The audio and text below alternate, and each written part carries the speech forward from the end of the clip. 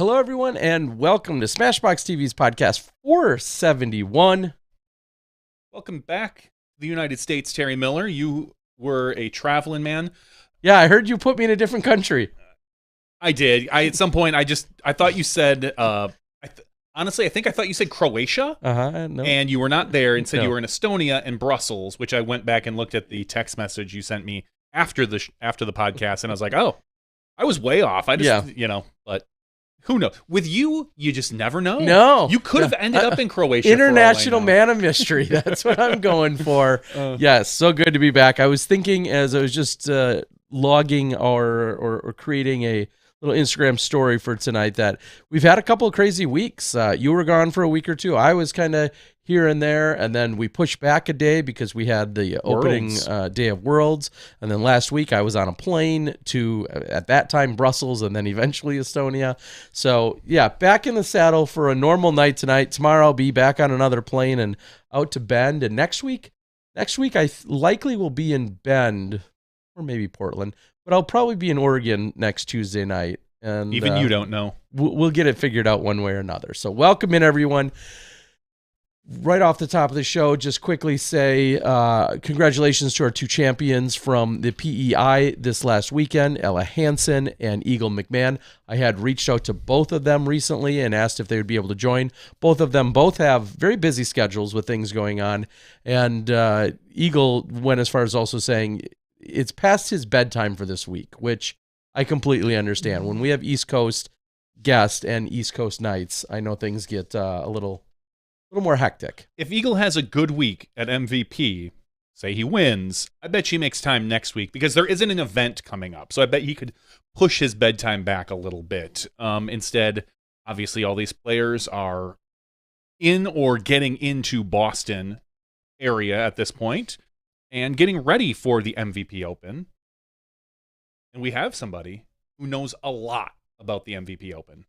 Or who will probably change the name of it by the time the tournament rolls around. You never know. You never know. He loves to do that. And, of course, we're talking about the first ever SmashBoxxTV guest, Steve Dodge. Hi, Steve. Steve. Hey, guys. Wow, is that's the family picture of when you guys were working on the Christmas tree farm out there in Maple Hill? That's right. And the person in the center of the ring there is my grandma Ann. And she's the lady that started it all for me. And those guys that picture was taken on the front porch of Maple Hill, where we will be playing disc golf in 2 days. It's here, Steve. First of all, welcome, of course. But it's here. MVP Open. Is this the number one priority of yours? Year round? Year round? Not counting my family. Yeah, of course. Yeah. Sorry, Jess and the girls matter a little bit. Oh my gosh! And I have a new grandson. Jess's daughter Abby has a son, Gus, who literally turned 1 2 days ago. So what? Yeah, but yeah, it's amazing. I have a video. If you want, I could. Oh, I'm on my phone, Rat. I have a video on my phone of him walking. It's super cute. If I could, maybe I could flip it around. No, we'll be all won't right. work. We'll be all right. Plus, it took him till 1 to walk. Get at me at 9 months then I'll be impressed. All right. All right. Sorry, Ted. Speaking of impressive, look at that beard. It's looking nice and full and white. Thick and looking good. So I like it. Stress looks good on me. But to answer your question, and I don't understand how your podcast goes so long with a tangent. To answer your question, yes, the MVP Open. As far as work goes for me, this is my my number one job right now. Let's start there then with how I mean, at the end of every event, you bring usually the champions into the room, the Sap House or wherever. They have words with your volunteers and the incredible staff that you have. And then at what point are you genuinely planning for the next year? Because I'll tell you what the right answer is, but let's hear yours. Well, we've already started planning for the next year. I was going to say, it's already happening. The planning for next year is already happening, and just the final details are probably for this year are just being finalized. So dare I then ask, what are the changes, adjustments? What are all the big things? We'll get right into it. What are the big things we need to know about this year's iteration of the MVP or next Open? year's, if you want to go go on a tangent, if you really want to tease it out. I mean, let's start selling next year's tickets. No, this year the big changes. I would say there are course changes, infrastructure changes, and then spectator centric changes would be the three ways to look at it. Regarding course changes, for the first time ever, we're going to be introducing new pin positions. We've seen this starting to happen at other courses, at other events. And on holes, for the women, on holes 2 and 3, and for the men, on holes 1, 2, and 3, we're going to have easier pin positions. And the reason we're, just for those first 3 holes.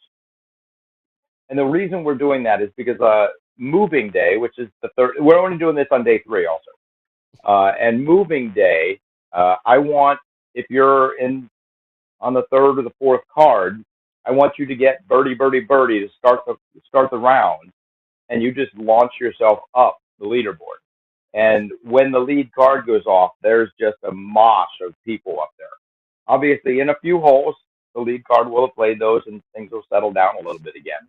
But I want moving day to feel like moving day and get a bunch of people off to a good, positive start and make it really exciting for the spectators so that they can just see a whole bunch of people with an opportunity to move up on the lead card.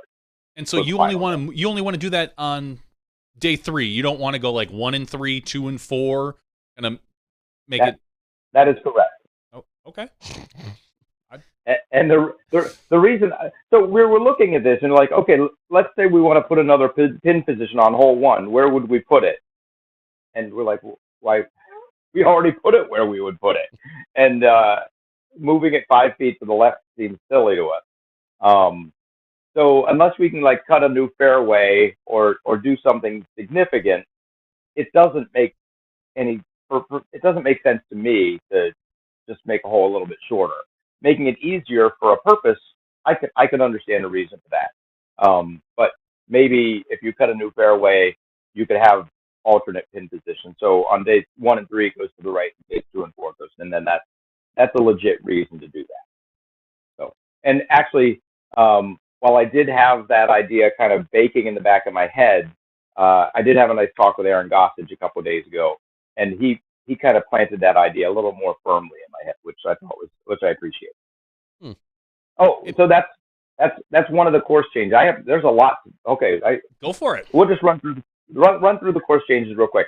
Hole 7 for the women is about 40 feet longer. Holes 1 and 16 are about 40 feet shorter.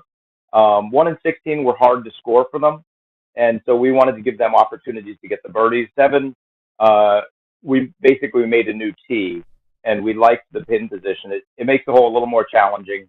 I admit I didn't base the change on the stats. I based the change on trying to give them a tee that we wouldn't drive over. When we drive over it, it gets muddy and gets slick, so we just built a new tee. So that was based primarily off of just making sure they don't slip. I guess you could say safety, but and then for the men, we changed hole 9. We built a new fairway. So instead of it being basically a 3.5, now it's a 4.5. Although in both instances we called it a 4.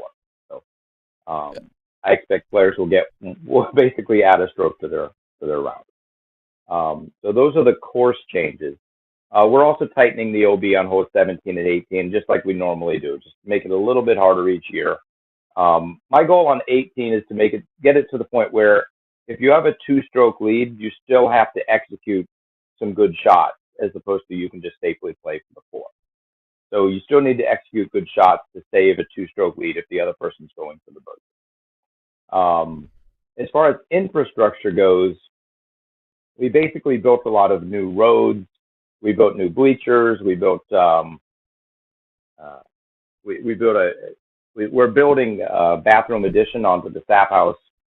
And then for the spectators, we tried to focus on exactly what the spectators are going to do each night. So if you come to watch the tournament on Thursday, you get to go to the Players Fly Mart. And if you come to watch on Friday, you get to go to the 20K CTP giveaway. And if you come on Saturday, you get to be part of the ice cream social and watch the pool ball races and just have a really fun party. And if you come on Sunday, obviously you get to watch the pond jump.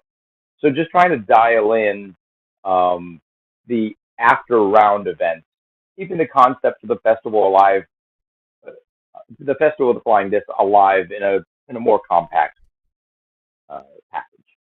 Okay. Yeah, and have you found that there's been a fall off when it comes to the after round activities, or is it just a no brainer that people stick around? And I ask this specifically because and again, I understand certain circumstances, but it was rainy, during the first day of Worlds. That was the Fly Mart, and unfortunately, like, there was zero people. Everybody, it was a long day for everybody. People were wet, everything else, and maybe that's always just going to happen on a rainy day. But do you feel like keeping people around is a separate challenge in itself? I would say it's funny. Of course, it's a separate challenge. One challenge is building the course. One challenge is entertaining the spectators, and they are distinct things. So yes, it's absolutely a separate challenge. It is also a very worthwhile challenge. Making sure the spectators are that they can follow the cards, or they can sit in one location and feel comfortable and have all the amenities that they want. Those are important. I'll just say out loud, we're asking a lot of our spectators. We open the gates at 8. We close the gates at 8. A 12-hour day of viewing a sporting event is actually very difficult. So making sure that we have things to do for them and keep them engaged is part of what we do. For example, Friday night, the 20K giveaway. 15 minutes after the final putt drops, we're going to get everybody over to hole 1, and they're all going to watch people. They're going to watch us give away $20,000. Basically, we've got we paid a little over $20,000 for the insurance last year. This year, they were really dragging their feet on the policy, and I said, hold on a second. Rather than give you $20,000, why don't we just give $20,000 to all the people that are right here? And that, like, rather than not giving away $1 million, let's just actually give away $20,000. And so I'll just say right now, if you're a fan that's coming on Friday, definitely get in on that raffle, because the payout is much bigger than the pay in, and you have an opportunity to walk away after watching these guys and ladies entertain you for 6 to 8 hours. You can then walk away with $500 and get to meet some really cool people. Yeah, so I saw your post a few weeks ago now, it feels like, or maybe it was a month or two, but you were asking about, you kind of just laid that out and said, hey, rather than doing insurance stuff, right. What were some of the responses? What did you entertain? And maybe give us the exact details if you could, just so I know for the broadcast. What exactly did you consider, and then how will this unfold? So basically elaborate on what you were just saying. So we had a Facebook contest, and we asked people, we've got $20,000. How do we give it away? And we got a lot of really great ideas. I think my favorite idea was someone said, hire KISS to play a live show from a helicopter, which I think they were booked. What would you do with the other 15 grand?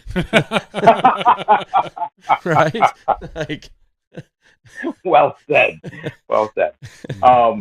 So that was a great idea. But anyway, so then once we got all those ideas, me and my brother, who is the other co-founder of Boater Brothers, and my niece Sarah, who's getting really involved in the MVP Open, we all sat down and said, okay, no, let's try to put all these together into something that's moderately easy to explain, can happen nice and quickly, and guarantees we're going to give this money away. Okay. And so basically we're having CTP. It's a CTP bracket contest. where you'll have, just pick two players that can throw real far, real well. And so you've got Calvin Heimberg and Simon Lizotte there, and they both throw a disc at a target that's 480 feet away. Whoever gets closest advances, and you hand them $100 or $500 or whatever round it is, and you hand the other person a smaller amount of money and say, thank you very much, go sit down. And additionally, you have spectators coming out to shake their hands, say hello, and then if, for example, Johnny, you get Simon, and Terry, you get Calvin, and then Simon wins because he's from here, and Calvin loses because he's not from here. That's how we do it. Mm-hmm. Is everybody laughing? I can't see. Yep. You're fine. Okay. I got it. Okay. So then Simon wins. So then we hand Johnny $100, and we tell Terry, thank you for playing. And then it moves on. And then if Simon wins again, we hand Johnny another $100, and if Simon wins again, we hand him another, I think it's $250. If Simon wins the whole thing, Johnny will walk away with close to $500, and it's so much fun. And then we do the same thing for the ladies. Huh.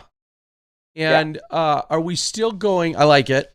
It's unique for sure. And like you said, it's guaranteed somebody. So it's not like just a hope and a prayer that, somebody's going to be walking away with money. And Terry, just so you understand on the broadcast, are you doing commentary? I don't know. Yes, I am. Yeah.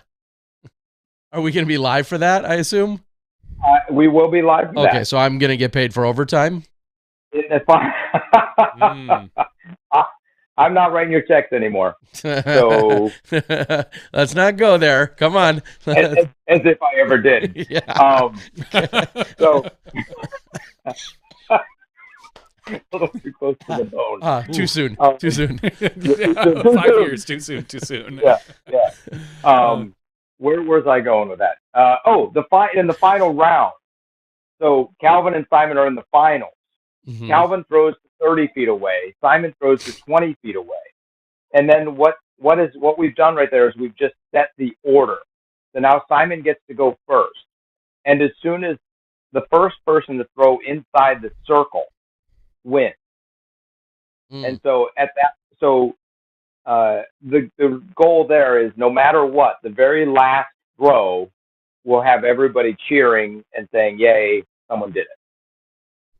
So The very last throw is a guaranteed excitement, happy, someone succeeded, and we all get to go home on a positive note, as opposed to, Albert Tom is the last person throwing, and he missed by about 200 feet.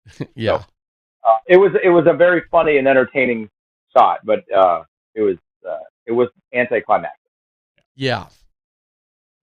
Sarah, you have not asked about what ice cream I'm eating tonight. It's probably Rocky Road. No, I've never done Rocky Road. No, it's not. What? I haven't seen it. We know Terry loves Blue Moon. Looks like, is it like some kind of vanilla bean pistachio something or other? Where's my camera? I don't know. Does that show up? Not very well. It's chocolate chip cookie dough. Oh shit! Yeah, that's where it's at. Okay, pretty good. I can get on board with that. So and then wait. What's the winning shot though? How much? Slow down, buddy. Whose show is this? We don't know. We've never known. I do have a favor to ask of both of your listeners. Nick and Matt, they're both our listeners. You see their fan. They got to get their content somewhere. Yeah, you see their fan badge. So we are looking we have an ice cream social every year. And right now I just literally go to Walmart and buy those 1-gallon jugs, and it's a horrible way to do an ice cream social. Mm-hmm. We need a creamery. We need a Ben & Jerry's. We need a Hood. Someone to sponsor the ice cream social. I mean, it could be Amazon. I do care a little bit who sponsors it. I'd like it to be an ice cream company. And I want, if anybody out there listening knows an ice cream company that would like to be involved at the #1 course in the world and a pretty darn good tournament in the world and help us give ice cream to 1,000 people, I want them to reach out to me, and I'm being 100% serious. And this is part of our improvement for 2024. So that's the kind of things we're talking about. So have you thought about moving your event to Vermont? What's up there? Ben and Jerry's? Never heard of them. Oh, never. Yeah, that's they got a good course or two. Maybe I'm going to bet they need to advertise. There's got to be a Boston-based creamery that you could finagle and work with. No, here's the deal. People can recommend things, of course. I want to contact at a creamery that can help us make this happen. Yeah. If you know somebody, don't just email me Ben and Jerry's. No, that's email me Ben. Here's Ben's email. Yeah. Say he's my uncle. Call him. Okay, so sorry, that was maybe I'm gonna hand the show back over. No, I was just thinking, like, if we actually know anyone, we're not in a good state for it, really. But if we knew anyone, not a lot of dairy products here. If we knew, I don't know anybody that works in an ice cream factory. I don't think I do either. Then again, Steve also often thinks we're in like Michigan, so he's not really even sure what state we're in. We did grow up with Andy Kemp's. Yeah. And I think his family was somehow tangentially related to the Kemp's the Kemp's dairy company that did ice cream and milk. So all right. I mean I'd have to reach out to an elementary school person who I haven't talked to in 40 years. Yeah. Is Andy watching?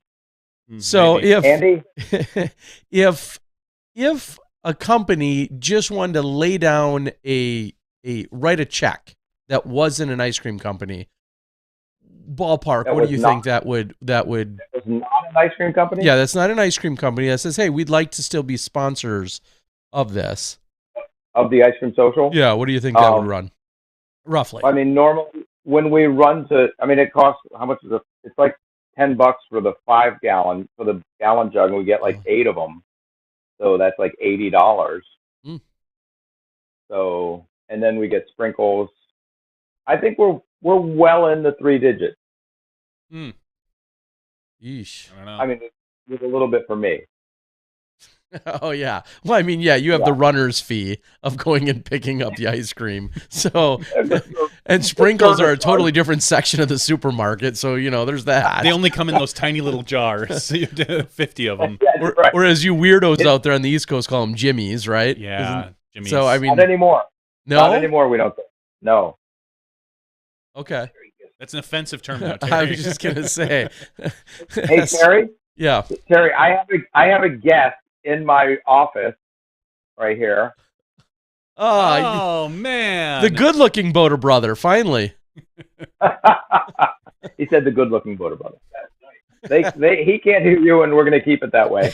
But he asked me to see if you could identify the year of this picture. That was with the blue Vibram Open jerseys. So that might have been our first year. Was that 2010? Might have been 2010 or 11. What year is it? He said 2010. Todd said damn. Which means like whenever I beat Todd, well, I guess I'm still waiting, but I'm expecting he'll say damn. Yeah. Yeah. The memories. So many memories. Best cameraman that ever tree. Owned Maple Hill. Terry Miller. We're gonna put a plaque on that tree. Terry Miller was here. Some trees have had that. Yeah. Some trees know me very well. There's a few trees around the country that could say that. Yeah. I've had a few ice cream socials out there. And then right above it was a Todd's butt was here. I don't know about that. Yeah. So, well, I would love to say I'd like to sponsor the ice cream social, but I can't imagine doing that without physically being there. So it's not going to happen with me this year. You should be here and you should serve it. Whoever sponsors this should definitely send a representative to help us serve the. Yeah, that's a good call. Yeah. Okay. Well, we'll talk to Andy Kemps. That's my plea to you guys. Fair enough. And I will give. So actually, you asked how much, and this sponsorship is actually going to be $1,000 more than I thought. Because whoever finds us an ice cream sponsor, I will fly them out here and give them a gold pass next year. Damn. And have them help serve ice cream with us. Okay. Yeah. I'm not kidding. So this goes right into one of our additional points, which is it's great that you're going to recruit someone to go get you more money, and then when you bring them in after they've done that, they get to work for you. So this is lining up with the next point, which is somebody was challenging. They're clearly new here. They were challenging the volunteers' pay to volunteer policy, and so let's talk about it. It's funny because this is first of all, that person's not doing all that work to work for me. They're doing that work to work with me because I'll be serving ice cream right next to them. Okay. I'm part of the prize. Yes. Who wears the apron? Who gets their choice of apron? Jess chooses first. Oh, okay. I used to work in an ice cream shop. That's true. Yeah. So my brother used to work in an ice cream shop. My very first job was it was called Hanette's. It was a family ice cream joint. I had to wear white Dickies with a white short sleeve shirt, a pink apron, and a little white paper cap. I lasted about a week and a half before I more or less said I can't deal with this anymore, and I went and worked in an electronics store. A little more up my alley. Yeah, helping people with the brightness. That's right, exactly. At that time, it was helping people program their VCR, but not to date myself. So I think you lasted about the right amount of time, Johnny. And I think one of your questions to all future people on this show should be, what's the shortest time you've ever been at a job? You probably get some entertaining answers. I bet, yeah. How about you, Steve? What was the shortest time you've been at a job? I was a car salesman for a day and a half. Did you sell a car? No, it's a pretty funny story. I was asked to move some cars around. I hadn't been there. And while I was moving a car, a guy came up and said, "How much for this truck?" And obviously I had no idea what I was doing. So I just brought him up to the sales manager, like the guy in charge of selling.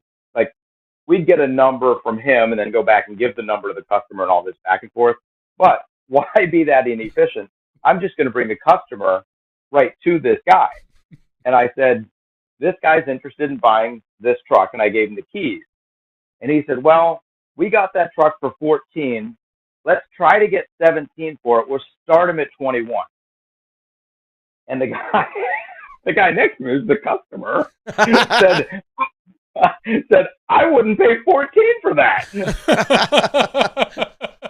and the guy at the sales manager was like, "Is he the customer?" I said, "Yeah."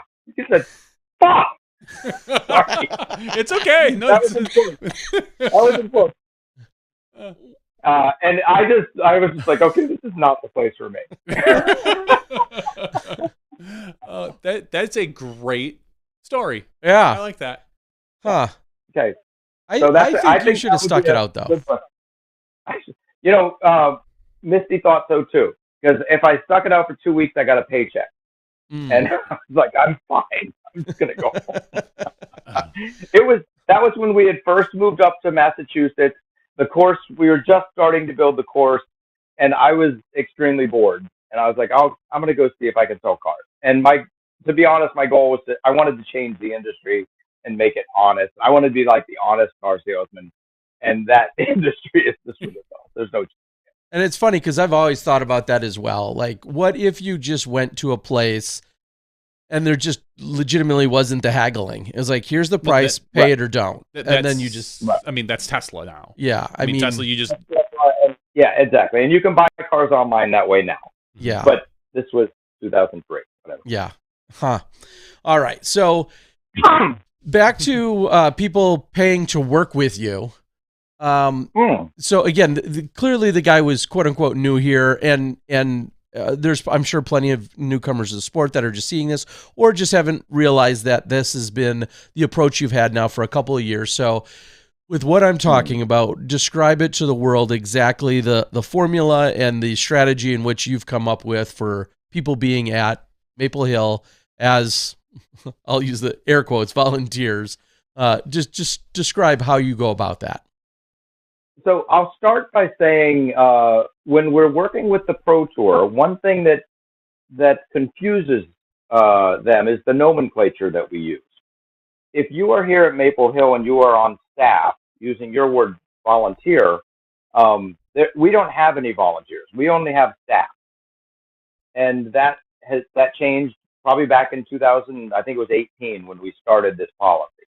And so from 2018 on, we only have staff. We have no more volunteers. And so when the Pro Tour guys ask us, how many people do you have for staff badges and how many people do you have for volunteer badges? And I'm like, we have 150 for staff badges and we have 0 for volunteers. And they're just like, what? Okay. They get over it pretty quick because they understand, and they're humans, they can adapt. But what we do, and I stole this idea from, so I don't remember the guy that ran Worlds out in Santa Cruz, I think, like in 2011 or 12. Yeah, Tom Schott. Yeah. So he had this idea where he's going to charge volunteers to come out and volunteer at Worlds. And I thought, what a freaking nutcase. That's ridiculous. And then I looked at what the staff got, what the volunteers got. I think it was $100, maybe it was $200. And they got, food every day. They got jackets. They got a lot of really good stuff, a lot of memorabilia from the tournament. And the bell went off. And I said, wow, we can make this a real experience for our staff, a positive experience. We can give them so much love in the form of merchandise and in the form of genuine emotional support because we don't have to fight and scrape to give them pizza. Like they're giving us money and we're giving them equal value in merchandise. And obviously it doesn't cost us that as much as the value. And then we use the rest of that money to feed them. And it's just like, wait, perfect. Not only that, but if someone's paying $100 to come volunteer at your event, they're going to be there. Yep. Yeah.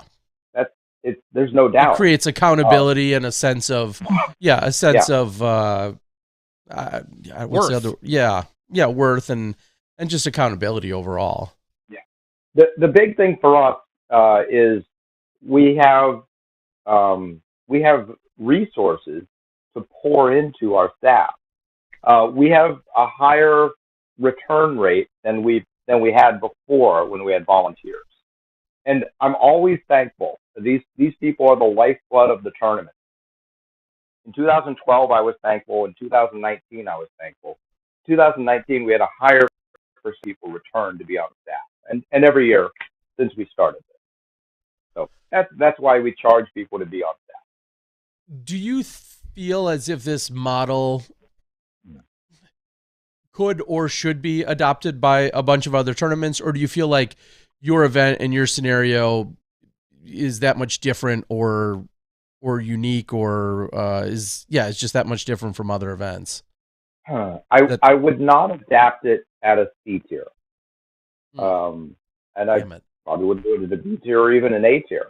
But if you have, it may be an A tier, but if you have spectators coming and who are going to expect some level of professionalism, I absolutely would encourage that. It makes the staff accountable, and it gives you resources to make their experience much more positive. Money is not the be all and end all in life, or not to me, but money does make a lot of things easier. If I can just call Chris at Subway and say, "Hey, make me 100 sandwiches. Here's here's a breakdown of approximately what we want." And I can call Steve at Northeast and say, "Hey, make me 40 pies each day while we're setting up the course, so that we can feed the staff." And there's never even any worry about the funding for that, because these people have literally already given me that money. And then on top of that, I'm able to work with MVP. I'm able to work with Paragon. I'm able to work with myself, with the tournament, and get them a tremendous staff pack that has a value well over $100. Mm-hmm. So for me, it's not even a question. If you have spectators at your event. Yeah. Yeah, I think it would work at most Elite Series events and Worlds. Well, and I mean, Worlds doesn't have the repeatability year after year after year, but there could be, that's in this day and age, many of the spectator passes are more than $100, depending on what you're looking for and how many days. Yeah, and I also go ahead. Go ahead. Sorry, I'm sorry. I was just going to say the staff also get a general admission ticket when they're not working. We have them work a minimum of 3 days. That can be a setup day and a breakdown day and 1 day of the tournament, or 3 days of the tournament, however they want to do it. But when they're not working, they get to have a general admission pass as well. And what I was going to say is some of these some of these staff situations are going to get them unique experiences that some other spectators won't even get. Like in terms of watching, whether it's every shot, because you worked hole 8 that day and you got to watch every single shot, or you got to, whatever the case might be, you're going to get such a different experience than some other people couldn't get no matter how hard they tried. You're going to have such a cool experience in that sense. I mean, if you're flagging hole 5's green, you may see 3 out of the 6 aces the whole weekend. They might happen 6 feet from you or 10 feet from you. Yeah, and so there's, some of that potential payoff as well. So speaking of spectators, how is the spectator experience different? Oh, I will hit that. I want to touch on one last thing about the staff. Yeah. Every Elite Series event in my world, in my opinion, should do this. The way to do it, the hardest thing about it is starting. You're literally taking a leap of faith, saying, okay, we didn't charge anybody last year and we gave you pizza, but now we want $100. But as long as you give them value and you let them know that value, they will follow, because you're giving them a better path to walk on, a much more enjoyable path that gives them true memories. But that first year is the hardest. That's a hard step to take. And I will say we did grandfather in anybody who was on staff in 2017 when we made people we asked people to start paying in 2018. If you didn't want to pay, that was fine. Like if you had already been staff for free, you could still volunteer. And over the last 5-6 years, I think at this point we have 3 or 4 people that are still from the original volunteer days, and I love seeing these people, and I did tremendous hugs, just like you're old school, you've been here forever, and it's really fun to have these people. But I just wanted to say that taking that first step is the hardest part of this. But the thing that I've learned, and you guys are a part of this, when you put yourself out there with a positive idea, there are a lot of people that will support you, and you'll be blown away. As long as your intentions are true, people will absolutely support you and make sure that you are able to make it to the finish line. So just put yourself out there, trust that people have your back, and take the step. And then now on to your thing. Did you want to comment there? No, I was just thinking, like, of course, that's such a optimistic and the favorable and right way to think about it, because in the exact reverse of that is every time you put out this new idea, it's so easy for everyone to just poke holes in it or attempt to poke holes in it and just completely dump on it. And I just want to echo your sentiment. Like, yeah, you have to put it out there, and hopefully everyone recognizes, I feel like, someone's character and intentions, and the people that jump on board or tag along, like those are the people you want anyway. And otherwise you can just be a negative Nancy and a naysayer and contrarian or whatever else. So I love it. I think a lot of people think that a lot of people are negative, which is I think I just did a double think there, but and if you look at the comments on a Facebook post that are quote negative, there's probably just a handful of people making 50 comments each, and there's a plethora of people making rebuttal comments, and there's a whole bunch of people just bothering just hit like. And it's the numbers. I feel like a lot of people get overly affected by negative comments. If it's one person making 50 comments, it's just one person, and it's not 50 people, and look at the numbers. And if everybody's dumping on you, maybe there's something going wrong. But even at the lowest times of my life, it hasn't ever been a majority of people dumping on me. I've always had support around, all the people around saying, "Hey, buck up. This, we're getting through this. It's not easy, but we're getting through this." Yeah, the people that you respect and love and trust, those are the people who you should absolutely listen to. And Todd, I put some signs up, and Todd, my brother, Todd, just looked down and said, "I'm just going to tell you, Steve, those look bad." And it was like, "Oh, thank you." Like, I know and love and trust my brother, so I can confidently say, this is a valid opinion. I'm not going to get hurt by it. It's just true. So that's just the way that is. So, anyway. Graphic design was never your strength. No. No. But my strength has been not doing things.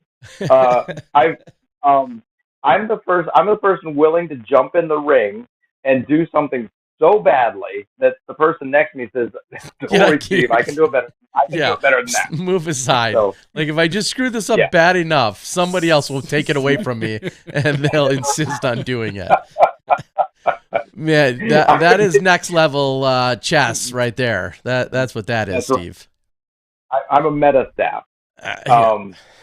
So to your question about Spectator, what was your question about Spectator? No, you said you had a 3-point kind of presentation regarding the event, and I don't think we discussed what's different about the spectating experience.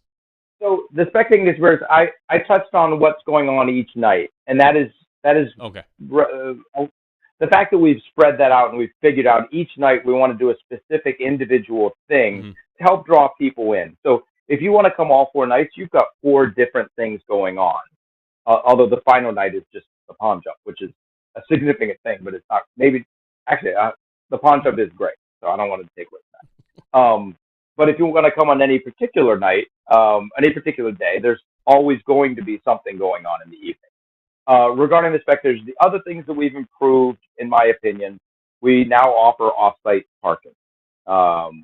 We have on-site parking just as much as always, but now we're expecting about that same number of cars off-site. We've hired a shuttle service, which was a pretty penny. If anybody wants to sponsor a shuttle service, let me know. Oh my gosh. So only if I get to be the driver of the shuttle. Yeah, only if you let me come in. Steve, I've got it. Run the podcast. Get an ice cream truck, an extended ice cream truck that also that's a great idea. Hold people and then serve ice cream. Yeah. Killing 2 birds with 1 stone. An ice cream shuttle truck. An ice cream bus. Perfect. Yes. See what James Conrad is doing with his bus. Maybe he's got, an MVP or the perfect tie-in right there. I don't know. I don't want to do all the work here for you and think too much, but I'm just saying. And I think MVP is from Wisconsin, and there's a lot of dairy products in Wisconsin. Yes, exactly. Nailed it. Yes, they're headquartered right here in Wisconsin. Yes. Happy birthday, I think, to James Conrad. Speaking of which, I think it's his birthday today or yesterday. Thank you very much. We'll go with that. Happy birthday whenever your birthday is, James. I'm pretty sure it was I feel like I saw it on the Facebooks recently. So, side note. Okay. Yeah. I think it's Selena Gomez's birthday today, too. Okay. So, I guess we both have our priorities. I'm naming the world champion that helps. That is one of your flagship players for your presenting sponsor, and you're worried about Justin Bieber's axe or something. I actually don't know who she is or when her birthday is. So. Are you sure? I don't believe it's her birthday today. I want to know when James's is. Damn it. Somebody make this Johnny, happen. while he's looking that up, I want to say the other things we've done for the spectators, we've grown out the whole 8 spectating area a little bit more.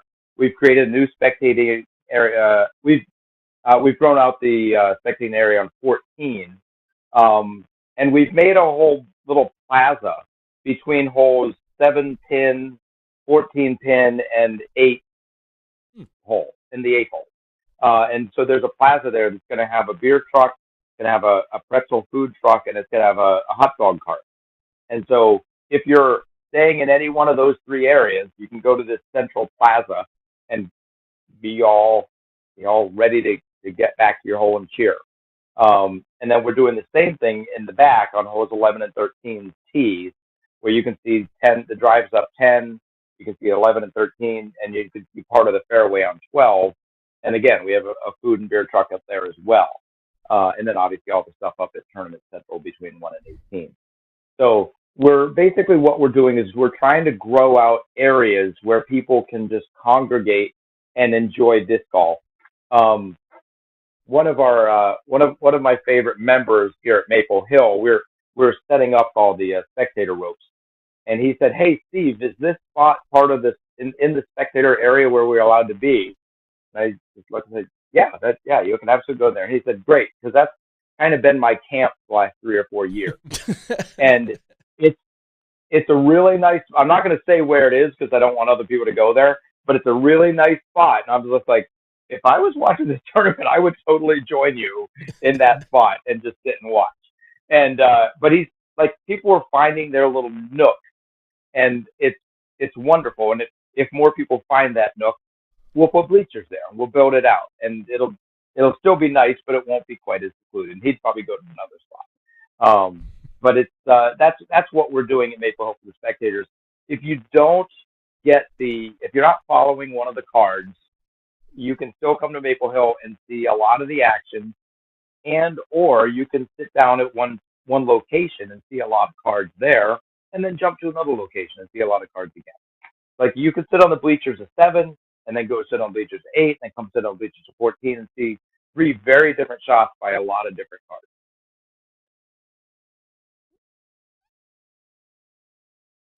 Are we done? No. Selena Gomez's birthday is November 1st. No, that's not Selena Gomez. You looked at the wrong woman. Selena Gomez's birthday is July 22nd, and James Conrad was May 4th. And I apologize. I don't know how. Yeah, I don't know what I saw, and I think back to James's right around. Yeah. Anyway, whatever. So no, we got that all cleared up. I want to quick talk about what I'm going to dub as the Steve Dodge rule coming up on the PDGA next year, and whether or not you're doing it this year. Are you doing a multi-hole playoff if that happens to come up? Are we going to get that in this year? It has been approved. All right. And that would probably be what? 1, 17, 18? 1 and 18. Just 1 and 18. Okay. Just 1 and 18. Yeah, 17. So it'll be 1 and then 18. And then if they're still tied after that, it becomes sudden death playoff. And then at any point, do you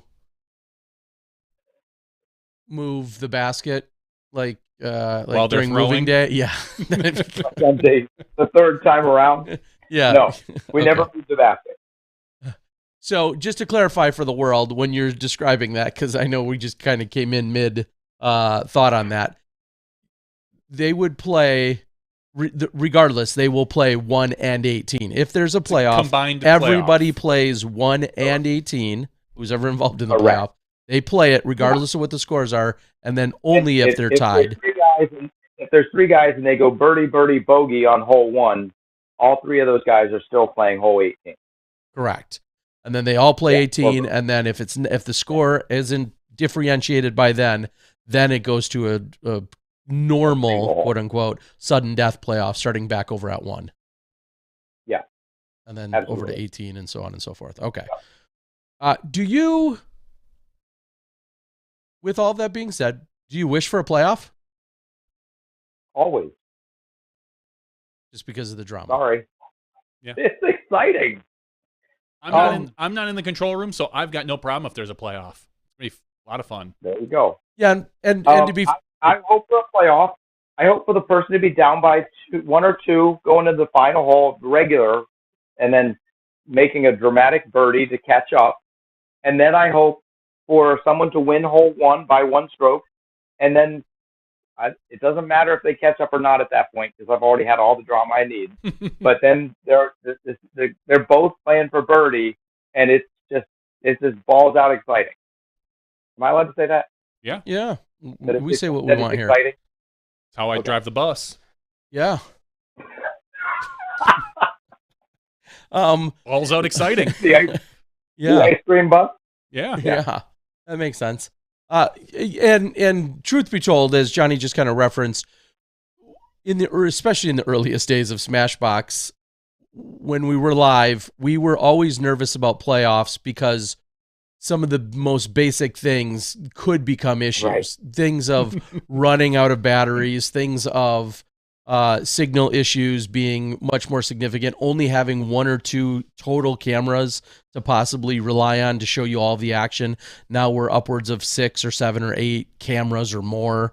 There's going to be like 12 at Maple Hill exactly. with the stationary cams that and could be everything cut like that. too. So there's all of those types of things that are now addressed and rectified, and you know, I guess you could still have some crazy thing happen, but that's why we used to be nervous of playoffs.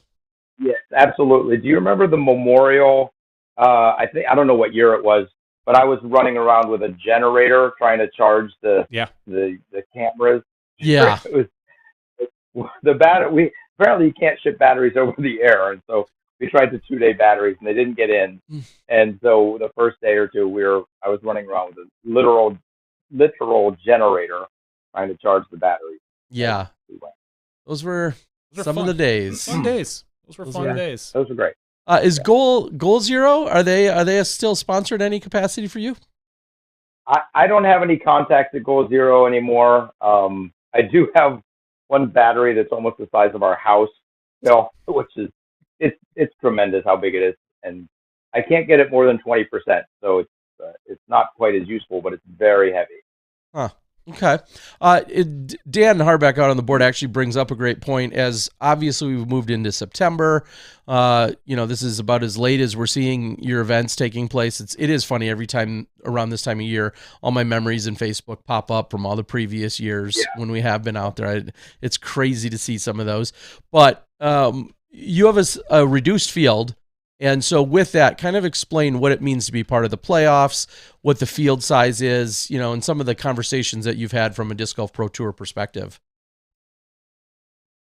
The exciting thing for me about the playoffs, and this actually happened to me tonight. Someone drove in and they said, "Hey, Steve, I don't quite know where to camp," and so I got out and I got in the gator and led them out to the camping area. And I asked them how they were doing and what the rest of their season looked like.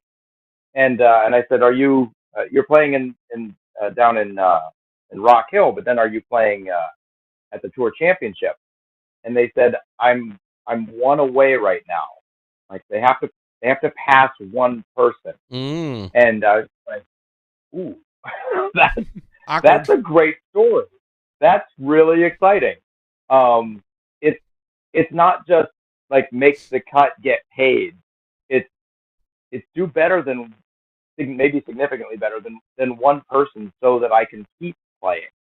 And that storyline is really, really exciting. I hope that we're able to cover that some on the live broadcast, because this is a very significant event, and it's leading up to arguably an even more significant event.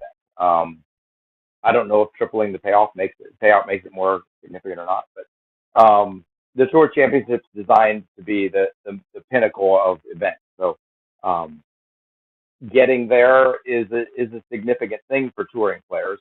And if you're on the bubble, the MVP Open presented by OTB is your last chance. Yeah, I'm sure that the control room and Mo has a lot of those storylines lined up, with this being the final event. That's basically going to determine some of the bottom people's fate, whether or not they can make it in or not. So the only question is, was it Burridge that you were talking to? What? I said the question was it possibly like a Robert Burridge or a Chandler Kramer that you were talking to, or was it somebody on the FPO side? It was Selena Gomez. Wow. She's close. Right. And that's where I found out it was her birthday. Okay. Well, as usual, you are the most informed guest we have, so that makes perfect sense. Excuse me. Anyway, Sap House expansion. Did I just see the number of viewers go down from 2 to 1? Because Matt just texted me, this is boring. That doesn't mean he's not going to watch. What does that guy have to do? That's true. He's only got like 3 or 5 kids and a wife and running glitch things, and I don't know what that guy does. Can I just say a big shout out to Gannon Burr and Cole Radallen, 2 of my new favorite players. I went over to Matt's house to film a Birdie Pro ad because he's the only person I know that has decent mics in Leicester and is a disc golfer and is willing to have me come over there. Mm-hmm. And we went over there and we had a whole script worked out, and then Gannon and Cole were open to doing the script for us. And I'm just going to say, wait until you see the Birdie Pro ad on BGS. It is. We can't stop laughing. Those guys are amazing. They knocked it out of the park. It was really, really fun. So we'll give you let's give you a free ad plug right now, though, for Birdie Pro. Love it. Give us the updates. What do people need to know? What should they be looking for? And what comes next then with Birdie? So the first thing that people should know is, Terry, do you remember like halfway through the season, I said, tell people to get their orders in soon because we're selling out fast? Yep. So we weren't selling out as fast as I thought. Really? Huh. Did you run that by your used car salesman manager? No. When I reached out to MVP, I said, hey, how are sales going? And MVP had bought some number of games. Uh-huh. And because they're our distributor. And so he said, we've sold this many games. But what I didn't realize was that in that number, he was including the number that they were shipping of the total number of games manufactured. He was including the number they were shipping to us. So that the number they were shipping to us was doubled.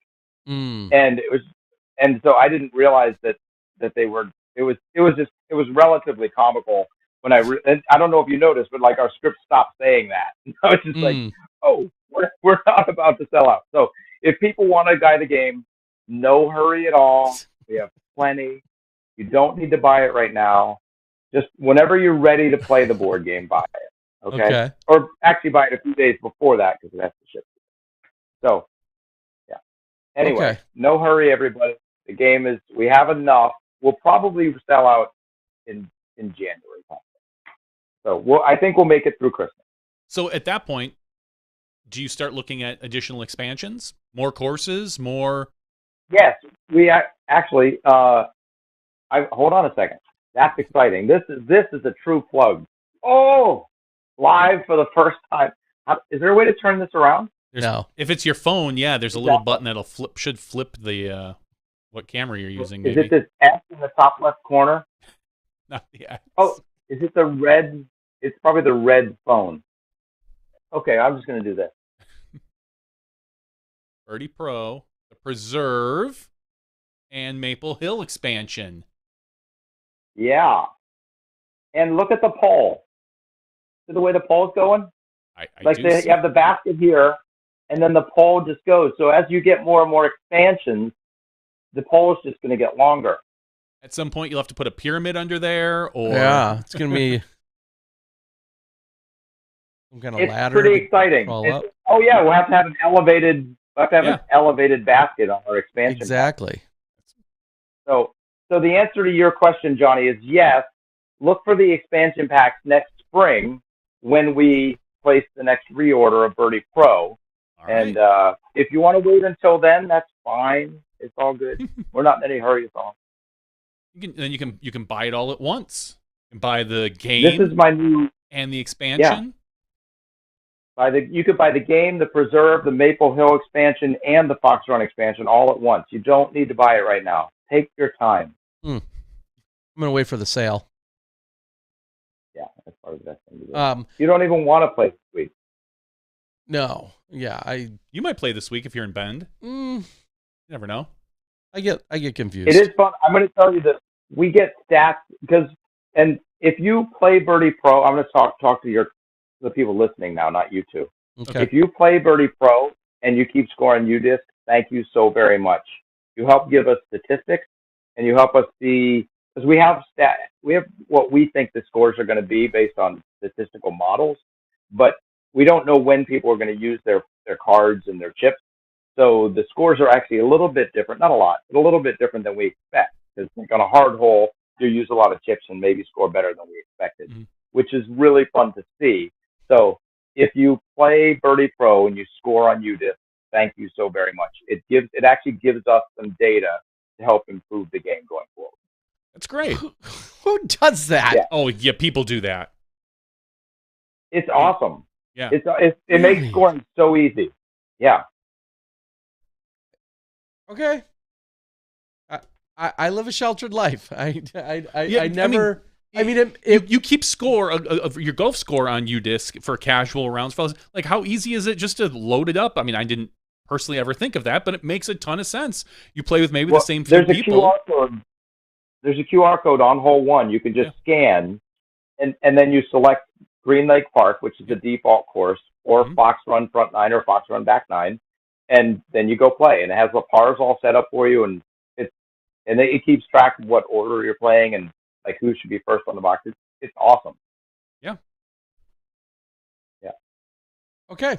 What going along with this tangent for just another moment, you and your brother, known as Boda Brothers, for your games, have then also been working on a game that involves, well, his primary career in working in aviation, and Standby is the name of the game, right? Oh, Make That Flight.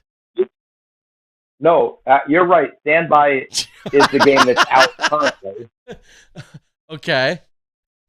That Flight is the game that we're developing. Todd's next game is called Make That Flight. Okay. And that's this game. And you've got these 4 different things you do to get to the airport. And it's a pretty fun card game because like Terry might have I might give Terry a flat tire, and then it takes him longer to get to the airport. And then Johnny might give Terry long security lines, and then I might give Terry, hey, you forgot your ID, and then Terry doesn't make his flight. And then there's like a frisky TSA agent takes too long, which Todd is frisky TSA agent in the game. It will be. He said he's going to make a Terry Miller edition. I like it. Because there's been a time they're like, "Are you ready for your pat down?" I'm like, "Yeah, I've been waiting. Like, let's go." Looking forward to it all morning. Yeah. Terry's saying he's ready for his pat down. As funny as this Todd heard me mention Make That Flight, and I'm holding the game up, and then Todd walks in, not obviously not watching, and he just like walked in with a Make That Flight game. So I have 2 of them now that I could hold up. I've got to say, and maybe this is I don't know, a little I don't even know what the word is that I'm looking for, like customer experience demographic. Everybody travels, not everybody. Tons of people travel. There's more people that travel than play disc golf. So I guess the question is, does that make the game an easier sell? Are there a lot of other transportation related travel games? This is a whole different tangent, but I'm really interested in this now. The biggest problem is that Todd did not start the Airline Pro Tour. And so he doesn't have quite as much pull in the airline industry that I potentially have in the disc golf industry. So true. But having said that, Todd is on an airplane more days than not, and he's very good at talking to people and saying, "Hey, I have a game." And Birdie Pro will sell in fits and spurts as DGN advertises it, and as we do reach out. And then Standby will just sell smaller numbers, but constantly, because Todd just keeps doing it. Yeah. And he just keeps talking to individual humans. And I don't do that as well. You just need some of those, those those airport advertisements, those big giant ones as I'm going down an escalator. Come on, put that out there. Just advertise in the airport right when Johnny's going down the escalator. Yeah, like right there on those marquees. Like, John, if you can tell Todd where you're gonna, like, when you're flying out. Okay. Yeah. Just right next to AWS, Amazon, and Selena Gomez's residency in Vegas. As soon as that ad runs out, they probably only paid a couple grand for that. As soon as that runs out, then just get standby and make that flight on there. So are both standby and make that flight? Is that completely available? That looked like a pretty polished. Make that flight. That's a prototype. It is not available yet. We have, and I have another game called Old Biddies. I don't see it here, but I have another game called Old Biddies, which is a game where old women try to lure cats to their house. Yeah, and that was inspired by your wife, right? No, that's awkward, Terry. There is no, but that was really her idea originally, wasn't it? She did put the skin that skin on it. We had the mechanic, and then she put that. She did actually design that skin. There's a difference between brain trust and inspired by. Okay, well, and I will say that when she said it reminded me back of I used to work for the government, and one of the things we had like a little thing that went around to all the different departments, and they were kind of classified, but not. And one of the people said, the ad said, "I just moved out to a farm. I'm looking for some cats. If you have a cat, let me know." And then had a phone number. And like his buddy put it in as a joke for him. He said he got so many calls. "I've got a dozen cats. Do you want to take them?" It was I thought that was a very funny, but And let me just say, Cat Merch's cat is the coolest cat in the world. Okay. I'm not even a cat person, but that cat, like, it just hung out in the shop for a few hours while she went around and played, and it just hung out in the shop. I don't think it's ever been here before.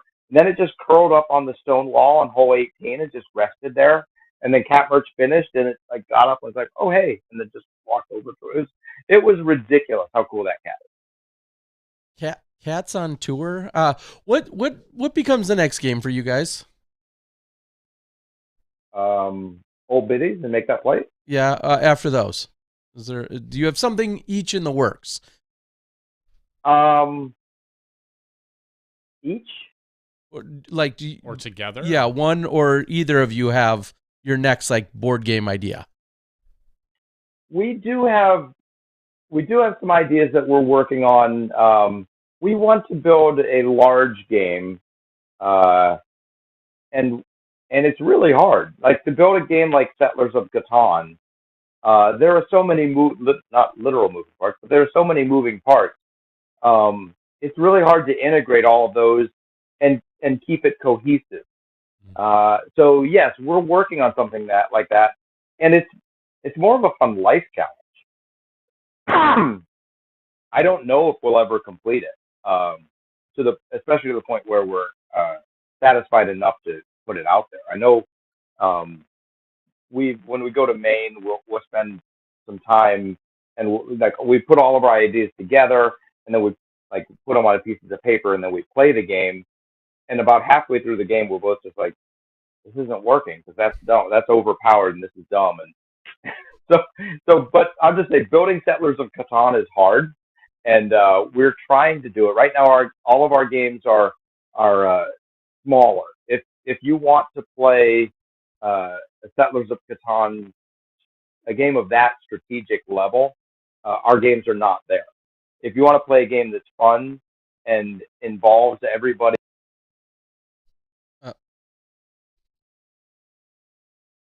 Yeah, we lost you. No, we cannot hear you.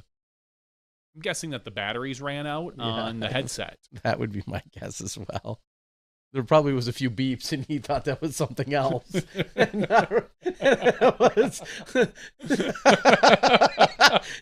He's like, "I don't know what that beeping noise is." You might have to refresh the page, Steve. Just to think, this guy can't build a board game.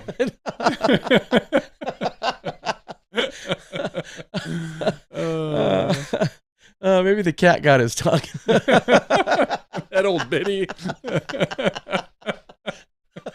Yeah, rotating the phone will fix it.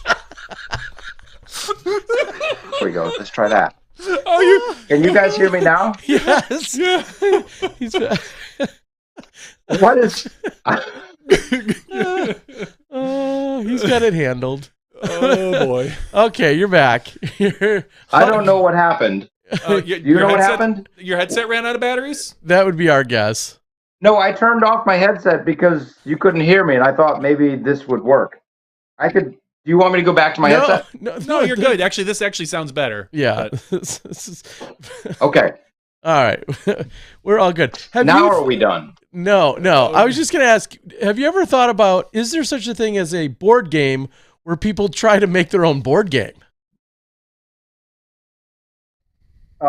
Yes. And Todd actually has come up with that idea. Oh, well, And stole it from me, maybe. He has developed something where it has a bunch of parts and a bunch of things that do other things, and you pick and choose which ones you want to use. We haven't tried to develop that, but he has that idea bouncing around in his head. People don't know Todd very well in disc golf, but like he has a lot of wacky ideas too. Really? You guys are related. Yeah, we are. Huh. Okay.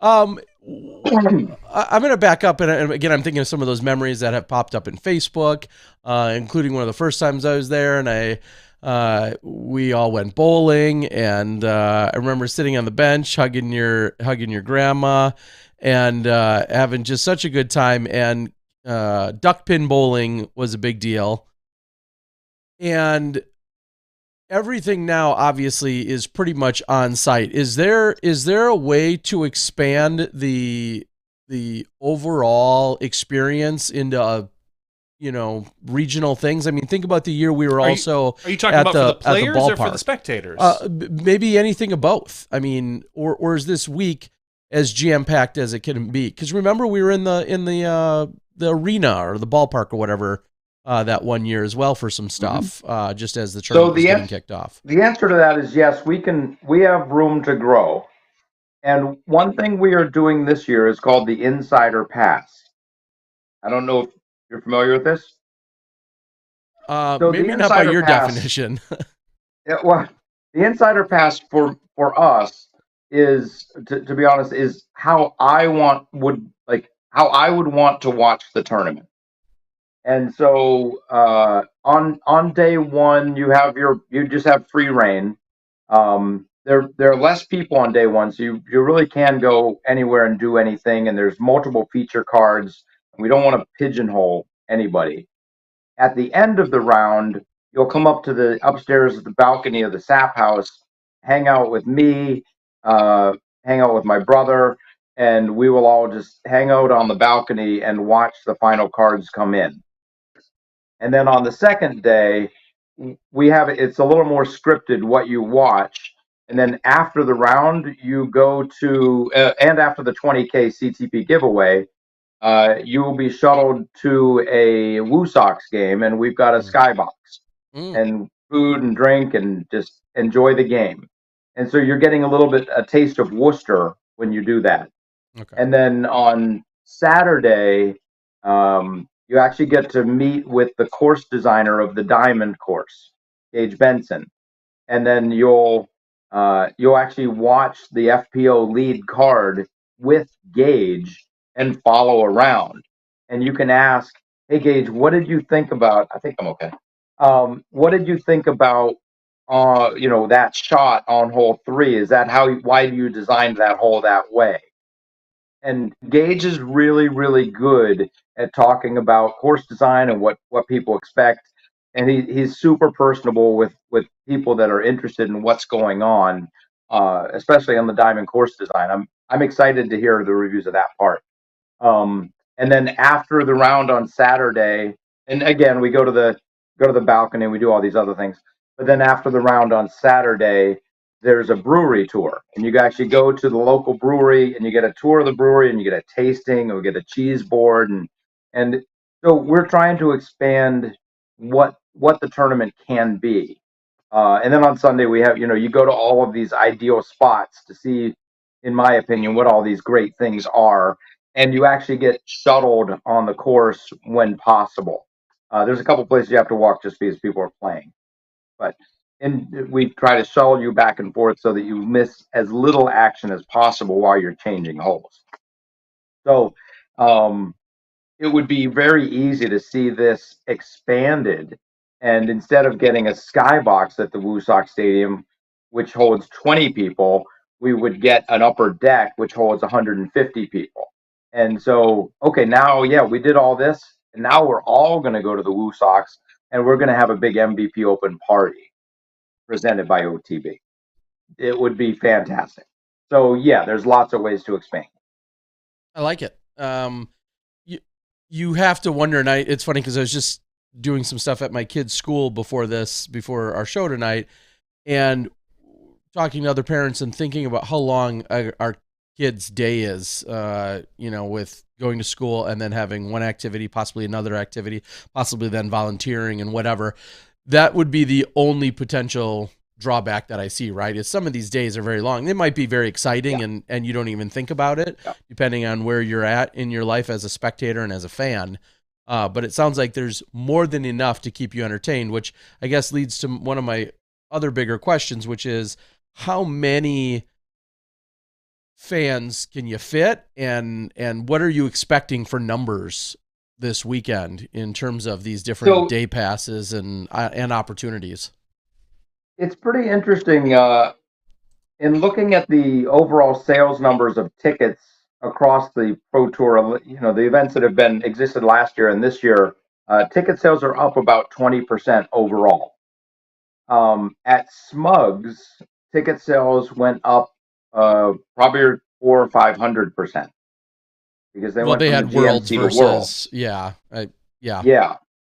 And then having said that, Smugs is 4 hours away from us and will draw some of our spectators. I guarantee some of the people who watched the MVP Open last year said, wow, Worlds is just 4 hours away. Let's go up there and make a vacation of it, which is fantastic. That's exactly what we want to have happen. However, I think what actually happened was it cannibalized some of our ticket sales. And our ticket sales right now, we're just barely at the same level as last year. We have another 4 or 5 days. We have another 2 days. Well, I guess we have 4 or 5 if we go to the end of the tournament to sell tickets. So we will, in fact, grow maybe by 5 or 10%. So I'm expecting 1,500 to 1,700 people on Saturday and Sunday. But the numbers last year were 1,300 to 1,500. So it's not as big an increase as I personally was hoping. I understand it, and if it happens again next year or something funny is going on, but I think that yeah. So anyway, that to answer your question, we are growing. We're not growing as fast as I expected, but I think there's a legit reason. I think a lot of people went to Worlds and had a great show. Yeah, and just along those lines, when I was just looking too, because obviously this can be quite impactful, is the weather. I know there's a hurricane coming up. It looks like it's pushing east, so you guys aren't going to get a ton of rain, but you might get some heavy winds. Is that what I heard? I think we might get some wind, which would be pretty exciting. And the weather looks great. After Wednesday, the weather looks great. Thursday, Friday, Saturday, Sunday. Yeah, I'm looking right now. Thursday, 72, mostly sunny. Friday, 66 and cloudy. 66 on Saturday and 74 on Sunday. Very little rain in the forecast for those days. Wednesday does look thunderstorms and 96% chance of rain, so might get a little wet tomorrow. So, okay. Is there a cat licking your feet? What? Nothing. So, all right. What else? Is there anything else we need to know? Did I mention the ice cream social when I'm looking for an ice cream partner? Yep. Yeah. Okay. I've put that call out there too before. Ice cream socials.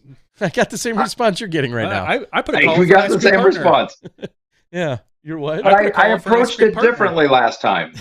This time I'm giving away basically an all expenses paid trip to the tournament if you can help us land a sponsor. And you get to serve ice cream next to me. If someone doesn't step up, is the default then become your wife? Does Jess serve the ice cream again next to you, whether she wants to or not? Jess and I have seriously contemplated buying a soft serve ice cream machine. Yeah, we had that talk last year. They are freaking expensive. Like a good one's like 10, 12,000. And to give away ice cream to 1,000 people, that's not an efficient way to do it. No, because that thing will probably break down at the worst time. Yeah. It'll be like McDonald's. Yeah. Yeah. Huh. All right, in England, they don't use a lot of ice. Just in general, everything's kind of mushy and warm there. Yeah. I went to England and I asked for a Coke. They gave it to me without ice. And I said, "Can I have some ice, please?" And they said, "Our ice machine's broken." And it didn't matter. It sounded like it had been broken for years. Those people, I don't know about those people.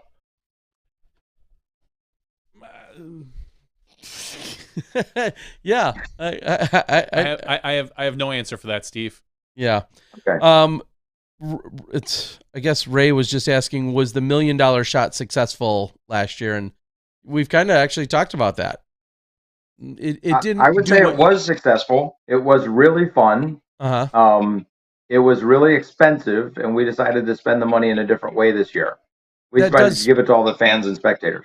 Yeah, that does actually bring me back to a question I had earlier that I didn't spit out, which is what will the winner or the closest bracket winner or whatever, what will they ultimately walk away with?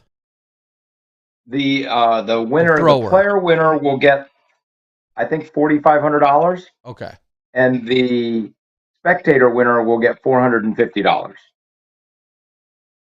Okay. Yeah, I think. And there will be one on the men's side and one on the women's side for the spectators and for the players.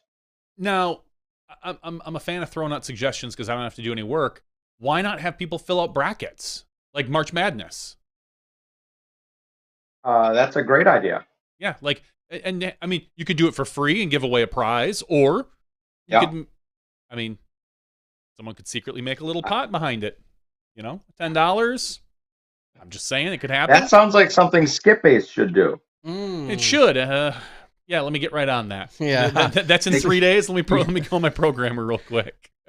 No, I think that could be fun though. Just at least print out some brackets and maybe have people see if they can submit them. It would be fun, and they can locally, and they can fill it out and share it as much as they want. I would hate to go through a whole bunch of brackets and try to figure out who won because I know we do paper. No, I think there's websites that just do that crap for you now. I wouldn't even. Yeah. That's not how we do it, though. No. You'd find the hard way to do it. That'd be great. Efficiency's not always top priority. Yeah. No. That's right. Okay. Next year, CTV bracket. Just to also clarify, you said hole one's going to move for round 3. And then you talked about how far. Are you just moving it to the short pin? Well, yeah, you know what? Yeah, the diamond pin for the women is where the men's, it'll move there. Okay. Yeah, absolutely. Yeah. Okay. And the goal there is obviously to get birdies on the first 3 holes. Yeah, exactly. Okay. Yeah. I don't know that I have anything else for you, Steve. I don't. Nope. I have a question for you guys. Sure. Shoot. Go for it. You've been doing, I don't even know what, you said I was the first guest. Yes. And I'm very honored, and I think I get to keep that title no matter what happens. You almost lost it once, but yeah. Yeah. Yeah, I guess I did. That episode almost got deleted. I know. It'd take me a while to go to YouTube and renumber them, but I was close. Yeah. Now that we're 471 in, Johnny's not going to go through the work of renaming 470 of them. So I want to know, how are you guys doing, and are you happy with where this has gone? I mean, yeah. I mean, I'm happy. I've always told people, this is something Terry and I would be doing in private, more than likely anyway. The fact that we're doing it in front of a camera is just bonus. Obviously, everyone always wishes for more success. I'd love to have 1,000 watchers every night, which would be fun, and because it would just add to the chat board and it would add to the community and this and that. But honestly, I'm pretty content. I think if we've never really put forth like a full effort into this podcast, not a single night, not in the long run. It's never been a full effort. Yeah, considering this was supposed to be like a side gig, this was going to be an off-season gig for Smashbox when we were going to do the live broadcast stuff. So I enjoy this. This is fun for me. I tell jokes periodically. Very nice. Huh? It looks like looks like something on the elements. Yeah, you get that? Yeah. Oh, that's periodic. That makes sense. That makes sense to me, Johnny. And I bet you guys would actually just be chatting whether there was a camera or not. I mean, we do, because we do the after show. We turn off the cameras. Then we do the secret after show where we talk for another hour and a half. I mean, we talk more than two people should in general. Like, yeah. And the fact that anybody actually pays attention or listens occasionally is great. And we're very thankful that although we're not rigid with our structure, that some people really love the fact that they feel as if it's just a couple of guys sitting around talking. And it, as Johnny just alluded to, just the community and the avid watchers and the people that continue to come back. Because as Johnny always says, there's not a million. There's a lot of other podcasts now that have really standardized like podcast format. And I love the fact that we half our conversation tonight revolved around freaking ice cream, and yet we're a disc golf podcast. And some people absolutely hate that. I think we all know this, that some people are like, no, they talk about too much stuff that has nothing to do with disc golf. And that's fine too. But you're not, when a player says to us, hey, I don't know if I want to do, all 6 podcasts that are out there. I don't want to do them all because I don't want to repeat myself. I always think, well, you're probably not going to be talking about a lot of the same stuff with us as you are with a lot of the other shows. And not to say we don't hit on some of the basics or that any other show is better or worse than others, but for God's sakes, we've had Madison Walker do owl calls on our show. Like, you're just probably not getting that on another podcast. And that's something that we really love to lean into. We need to get her back on to see if she's learned any new owl calls. That would, yeah. We should put a call out for that. So who did them? Madison Walker. Oh, who? Yeah, okay. It took me 1 second. He got you. He got you, Terry. He did. So anyway, that's yeah, I don't know. We're still here. Some people it's funny how often people still see me out at the events and say, "Hey, I appreciate it. I have a 4-hour long drive every week, and you guys, really scratch that itch." So here we are. Well, I will say that I appreciate it, and I genuinely thank you guys. Without you, the Pro Tour would not exist. There is no doubt.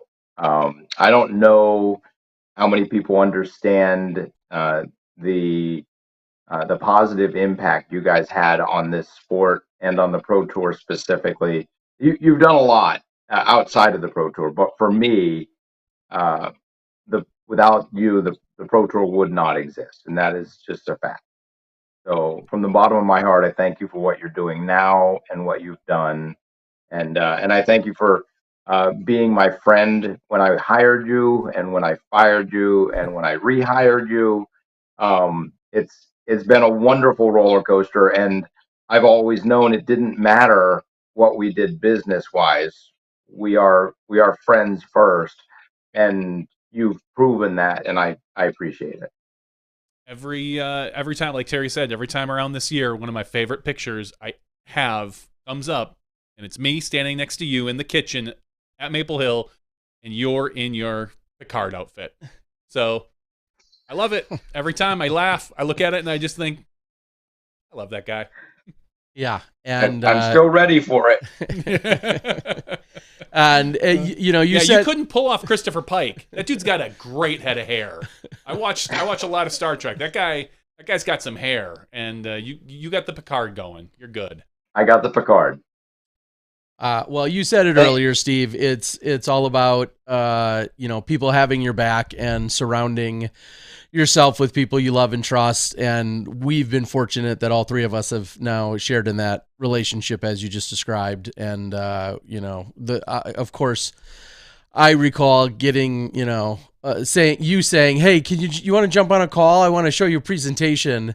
And it's your sales pitch, under the 7th or 12th or 30th iteration of what, eventually would be the Pro Tour. And, to know we started with 5 events, and to know that you absolutely demanded that live was going to be at those, and we were becoming the live broadcast solution in disc golf, which gave us our only guaranteed work in theory. Guaranteed work. We have for sure 5 events this year. That's great. It's been one hell of a journey, and it's crazy to think how many people don't know so much of the history, and that's why every time someone says something idiotic about you, I of course know they're new and roll my eyes, because they just have no idea why we're all here and how we got there. Or they might. I mean, I have seen, of course, it's MVP time, so also you see the Steve dodges a disc meme and line continue to recycle, and those are all, now it's funny how we can laugh at those that much harder all these years later. So we love you, buddy. Thank you for joining. My only frustration / complaint is, and I have to get it addressed, and is that I need to return to Maple Hill. I love being in the booth. I love Nate and Val. I love being there. But every once in a while, I need to make a return back to being on site and taking it all in, especially as it's continuing to blossom into the vision that you've had. So hopefully, I'll find my way back over there. Maybe Johnny and I can make a return. All right, pal. I look forward to that day, and I wish you guys a great night. Thank you, and thanks for joining us tonight and giving us all the insight. And anything else exciting taking place at the house, or any other exclusive news or information? There's some really exciting stuff happening. Sweet. And I'm not allowed to say it because it's not my news. And I'll say just if you follow Raven Newsom online on Facebook or Instagram, I think the next day or two you might want to see what's going on. Awesome. Great. Good to hear. All right, pal. Well, thanks again, and we wish you the best of luck this weekend. And I'll be sitting there commentating, and I'm sure I'll reach out for a question or two, a clarification, because I didn't understand half of your way you break down how you do stuff. So you'll have to send it to me over Messenger. Have a good night, pal. Good night. Good night, Steve. Steve Dodge is a disc, and he was here with us tonight. Thank you, Steve. Founder of the Pro Tour. And creator of Old Biddies. Creator of Old Biddies. That's it for his LinkedIn. His LinkedIn. I hope that's on his gravestone someday. Just those two things. Yes. Founder of the Pro Tour, creator of Old Biddies. Anyway, yes, some crazy history and memories, and I can't say it enough. Yeah, when all of the Facebook memories specifically come up, and I just saw one. I actually saved a picture. Lauren Lakeberg, who was one of the hardest working photographers out there getting disc golf stuff years ago, had gone out, covered Vibram Open or MVP Open or the Open at Maple Hill or whatever it was called that particular year. It's an old picture of me and Dana heading down a fairway that she had captured, and so many memories.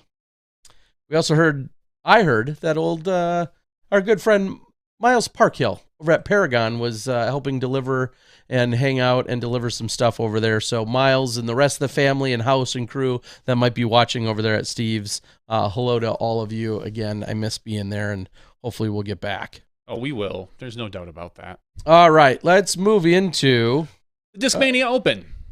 Let's do it. The Discmania Open was a Silver Series event. Oh, don't call it a series. I got to yell at you. You're right. No, I will buck to everybody. It was a silver event up on Prince Edward Island, PEI, Canada. Kind of a small showing for a silver event, but that is the nature of the beast when you are, kind of sandwiched between Worlds and MVP, and you're the opposite direction, to be honest. Because my understanding is he said it was 4 hours between Worlds and MVP to get there. I had heard this was going to add an extra 20 hours of driving. So that's why we did not see a lot of people. And it's later in the season, so the silver events are a little less coveted because most of the players already have them. We talked to Isaac last week about that, about why he went up there and what his plan was. And he actually had a really interesting story as to why he was going up there. He had nothing else going on, was one. But two, when he was a kid, he was a big fan of the book series Anne of Green Gables, which takes place on Prince Edward Island. And he said it was a very beautiful description in the books, and he wanted to see it for himself. So he got a chance to get up there. Bitch, I'm world champ now. I'm going up. I'm going to do whatever I want. I like it. But over on the MPO side, Isaac Robinson was not a champion this past weekend. Close, I heard. It was very close. He went into a 6-hole playoff with Eagle McMahon. They played hole 1 and 18 on repeat.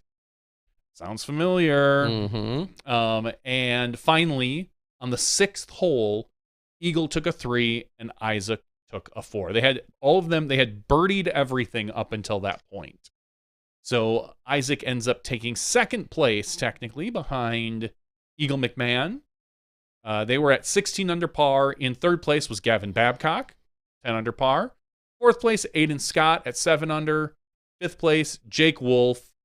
Then Andrew Fish, Raven Newsom, Connor O'Reilly, Canadian man himself, Thomas Gilbert, and a tie for 10th between Jake Mon and Chandler Fry. That was your MPO side. Moving over to FPO side, it was a very small field. We're talking just 7 players over on FPO, but winning this one, Ella Hansen shooting a 4 over par, beating out Deanne Carey and Juliana Corver. And my understanding is Juliana went up there with the intent to actually do commentating. We saw Jim Oates do commentating this past weekend. Jim and Juliana are married, I believe, now. And Juliana got up there and decided, you know what? I'm going to make a run at this because I can make up a bunch of silver points and possibly still help myself to get into the tour. And afterwards, Terry, the tour standings, where does JK stand right now on the Pro Tour? Well, funny you ask, because I clicked on the button that showed me, and now I'm going to do a search, and she moved from outside of the cut line to inside the cut line, I believe. She moved up 3 positions from 20th into 17th. So now she's officially in the playoffs. As of right now, obviously she has to get through Maple Hill. There will be a few people chasing her. You've got like Sayananda behind her. Who else was there behind her? Sorry. I just saw Sai. But and Sai missed quite a bit of the Sayananda, Emily Beach, Holly Finley, Hannah Wynn, Deanne Carey, Rebecca Cox, Vanessa Van Dyken are all the next closest competitors. They're all shooting for her to beat her this weekend. Yeah, click on this weekend's registration if you could, or this weekend's current, because I'm just trying to think about who I would say most realistically as she's closest with Lisa Fakis. She's got a 16-point lead on Lisa. She has a 22-point lead over Sai. And so if I'm just looking at, our competitors here, Hannah Wynn is in there. Ollie Finley, I have to assume, is in there. I'm just taking a look at, So, yeah. It's going to be an exciting MVP. It certainly is. And I think about the final few holes last year.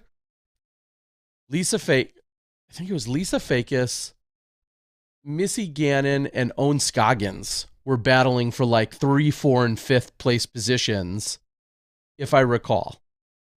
And that all got flip-flopped and switched around literally within the last few holes of the tournament. They went in, with those 3 positions, 3rd, 4th, and 5th, and it was just jockeying as they were closing out the actual event. So, yeah, kind of crazy to see, and then obviously seeing how impactful everything's going to be for this upcoming weekend. Well, there's 1 or 2 other events that went on this weekend, kind of over on the East Coast. The Butler County Disc Golf Classic was over in Cranberry Township, Pennsylvania, and that event had Joel Freeman win for $1,300. Clay Edwards at $935 took 2nd place. 3rd place was Tony Mo Rice. Down on the there was no FPO field, so never mind. I was going to scroll down and talk about the FPO field, but no FPO field. Yeah, I know there were a few other in the area that some people. Owen Scoggins won this weekend. I know whatever event she played, which hopefully means she's feeling better. I know she had to obviously pull out of the World Championships with her kind of wrist to elbow somewhere, some muscle in between there. Yeah. And ultimately, not the happiest story, but if she's winning events, hopefully it means she's feeling better.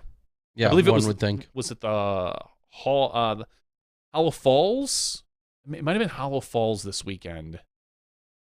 Is where they were. Presented by Lone Star over there in Manchester? Yeah, it's in Manchester. Okay. Let me look at, I believe this was the one. Yeah, because we saw Parker Welk take this one down. Taking down another victory. We haven't seen, go ahead and click on his stuff. We haven't seen Parker necessarily featured or atop of a leaderboard much. No, he's kind of stunk it up. Yeah, since the Dynamic Disc Open.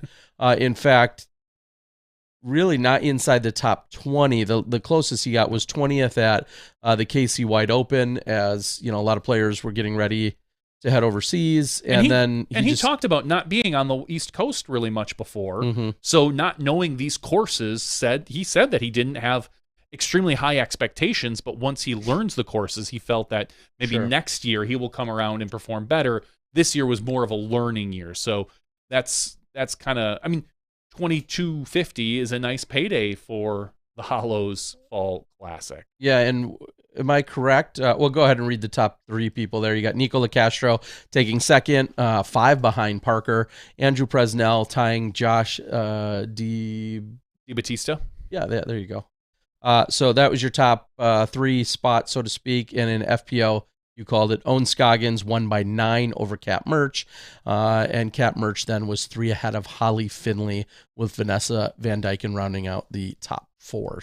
And Owen Scoggins shooting 1,006, 976, which is just a hair under her rating, and a 997.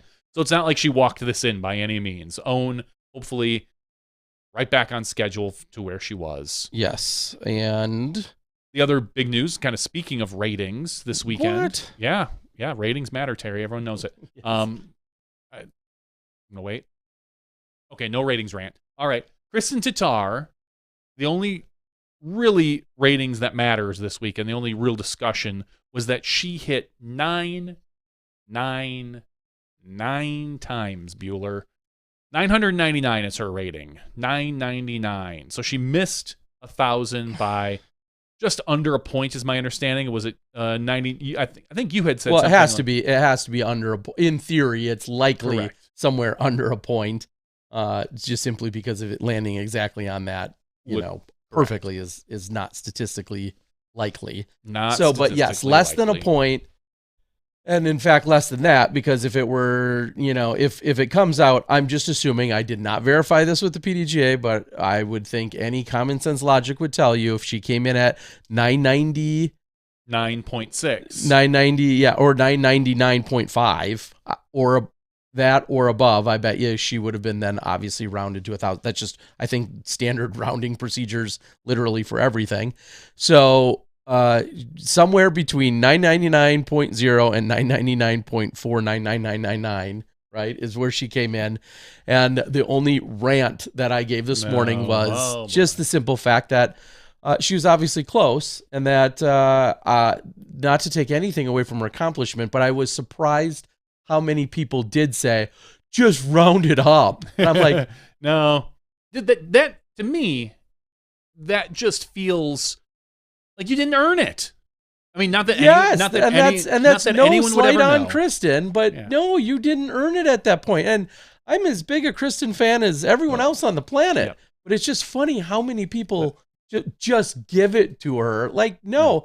And the perfect... At what point? 998? Like, close enough. Just give it. Yeah, exactly. No. Nope. Get it, earn especially it. She's going to want it that way. Especially if you are about to set truly the new record or get there for the first time ever. You don't want that ever to come out as, well, actually, hey, she had some friends on the ratings committee and they took her 999.3 and rounded that up just to get her. Like, and similarly, you're an absolute idiot if you think she was above 999.5 or wherever, or got to 1,000, and somehow somebody thought, no, let's keep it sub 1,000. For what reason in the world? I have no idea why anyone would actually think let's do that. But some people, I did see, literally said, oh, they kept her sub 1,000. And all I kept thinking is, for what effing reason in the world I wouldn't believe that in the first place, but even before the ratings came out and people were talking about what she needed to shoot to get to 1,000, there are some really smart people out there. There's some really dumb ones too, but there are some really smart people out there who kind of have this figured out a little bit, and they were saying that she was going to miss it. It was going to be very close, that she was going to miss it. Now, the rumor is, or the stats, so to speak, someone said she has to average about 1,005 within the next month, the events she plays. And if she can do that, the next ratings update will be over 1,000. Okay. So I think it's 1,003 or 1,005. Either way, it makes sense. If you're at 999, you need to average above 1,000 to get to 1,000. So whatever that is, whether it's 1,003, 1,005, ultimately, Kristen Tatar is now your new highest-rated FPO player of all time. And she has earned it. So congratulations to Kristen Tatar. I don't think it's going to slow her down at all. I don't think she's going to sit on her laurels. I believe she is probably looking at MVP, Throw Pink, and the Tour Championship. And the Tour and U.S. Women's, probably. Yes. I believe she's looking at all those events and thinking, I want to crush these people. Yeah. Because that's how she thinks. Yeah, I'm pretty sure it was likely, and I'm just guessing here, it was likely a fleeting moment of like, oh, I'm 999. She might have turned to silver, like, so close. Sure. And then shrugged her shoulders and been like, okay. Like, that's probably the extent in which she got worked up or worried about it today. If I know her as well as I think I do, that's probably the extent of it. She certainly didn't write the ratings committee and make an inquiry or go on Instagram or Facebook and make a nasty post about how she wishes they would have just given it to her. Could you imagine? I don't know. The best analogy I heard today was someone saying, could you imagine you're closing out and you're crushing and you're closing out like a bowling tournament. You bowl a 299 and someone's like, oh, just give them the 300. Like, it's so close. They bowled so well. You know, they're a 300 average player or whatever. Like, just not average. Wow. Not average. Yeah. But they're really good and they played so well. And no, you don't just give them the point. You don't do it. You let it. People want to earn things. Anyway, congratulations. We had just as many accolades, of course, for Paige Pierce reaching 996, which created a brand new brand new record for women at that time. That was the highest that she had gotten.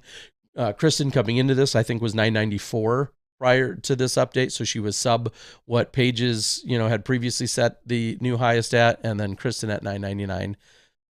nonetheless, it's awesome. And again, we've already talked about it far more than she's ever been concerned about it. So we'll move on. But congrats to her on that. I will quickly butcher a few names. Not many, but a few. I did have the distinct honor and pleasure of being in Estonia. And naturally, I wanted to learn, where did Kristen play in her first pro event and win her first European championship? And that was the Järvenpää Open. And so I had to visit the place. I had to play there and shoot worse than she would.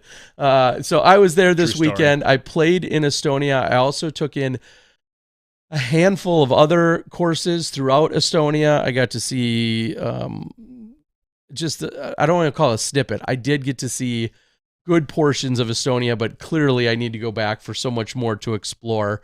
But there was an event that took place, and Auntie was one of your organizers, along with R2, and it was so much fun. The course, it's funny to play on a course that I feel like it's not Pro Tour difficult, but it was more difficult than what you and I are used to playing. Okay. And like with a handful of par fours. And Wisconsin has a lot of great disc golf, which is largely obviously where Johnny and I have played. We've played around the country and around the world, but largely Wisconsin.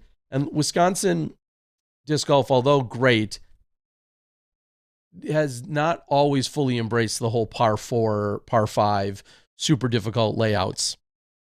And so to play on a track that is of that caliber and is of that mentality, which is very common now everywhere, is becoming more common, was just unique for me in the first place, to get to some of these holes and be like, oh yeah, like a 3 is a really good score here. And clearly I see this every day when I'm commentating on disc golf, but with as little as I play, I don't play tracks that are, and if I do get a chance to play golf anymore, you and I both, more often than not, we're playing somewhat regionally, and we're probably playing a course we know or love, and or that's relatively short and or easy compared to what we saw.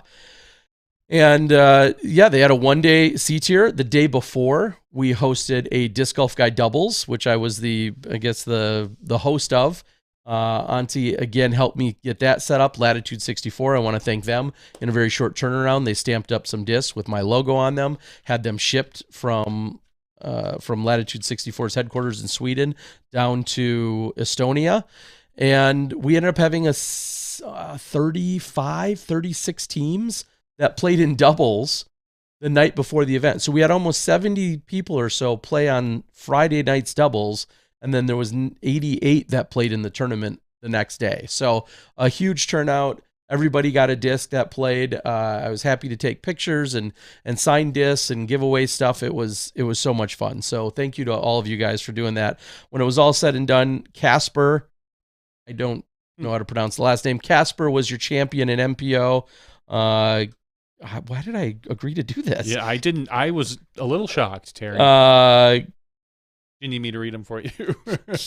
Hero, I apologize. In Rio, took second and third.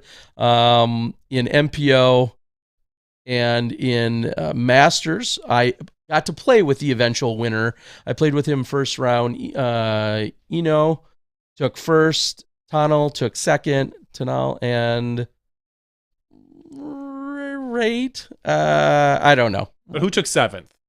I took tied for seventh. When it was all said and done. And funny enough about that. So that's got to be cash. That's 38. Unless you're international. So, really? Yeah, real quick. International disc golf standards are different per PDGA rules and allowances and everything else.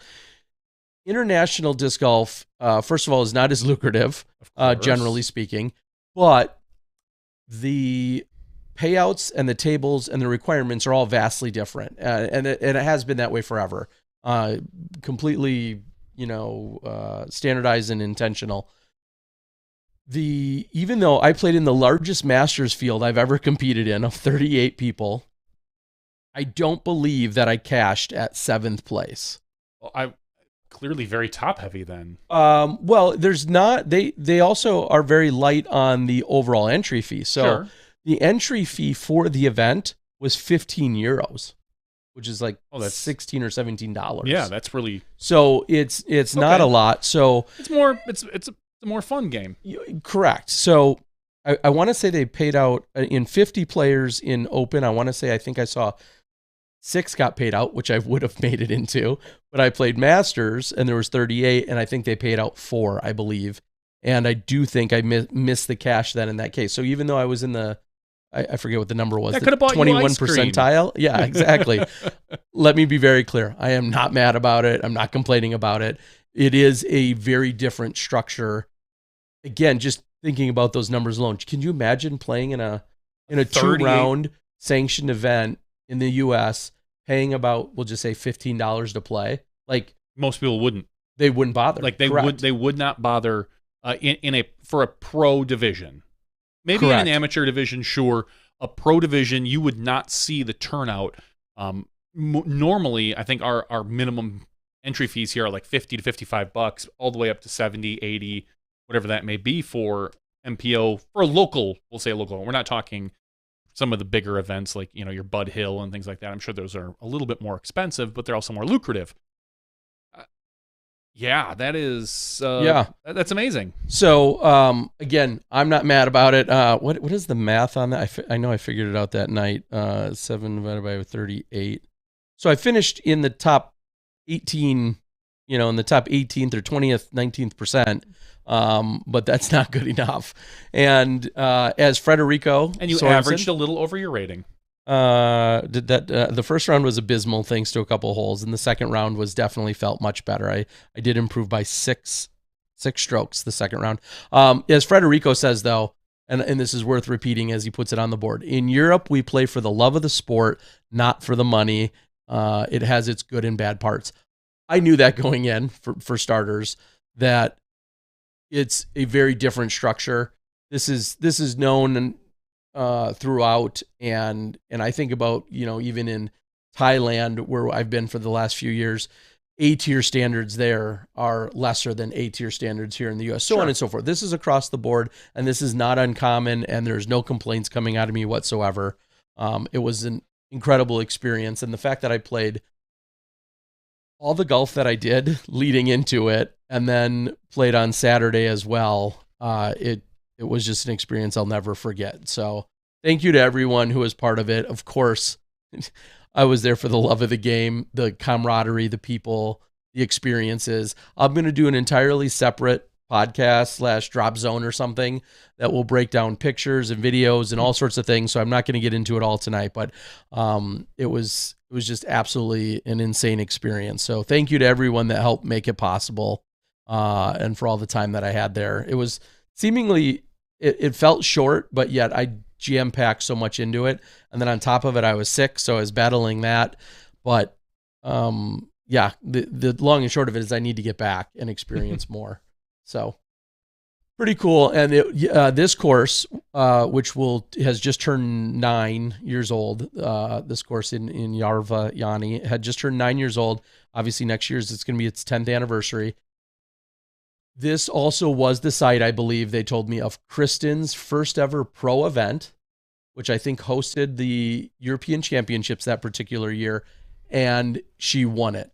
And she was so to speak, an unknown. It was the first time she had played in a tournament, and then she won. And so there's a little bit of cool history that happens to tie together with it. It's absolutely awesome. So, yeah. Thank you, Estonia. And I got to see what Estonia was all about. Like, when we've seen Albert Tom, and we've seen Katie, and we've seen Kristen, and we've seen just this influx of players that are out of Estonia. And then I got to meet a few, or reconnect with a few people that I met during the Pro and Am Masters Worlds, the organizers. Just, yeah, absolutely incredible. All right. Reading off the board, Federico says, Terry, you have to make a Paul McBeth or a Scott Stokely and spend many months around here and visit all the places and play in different countries.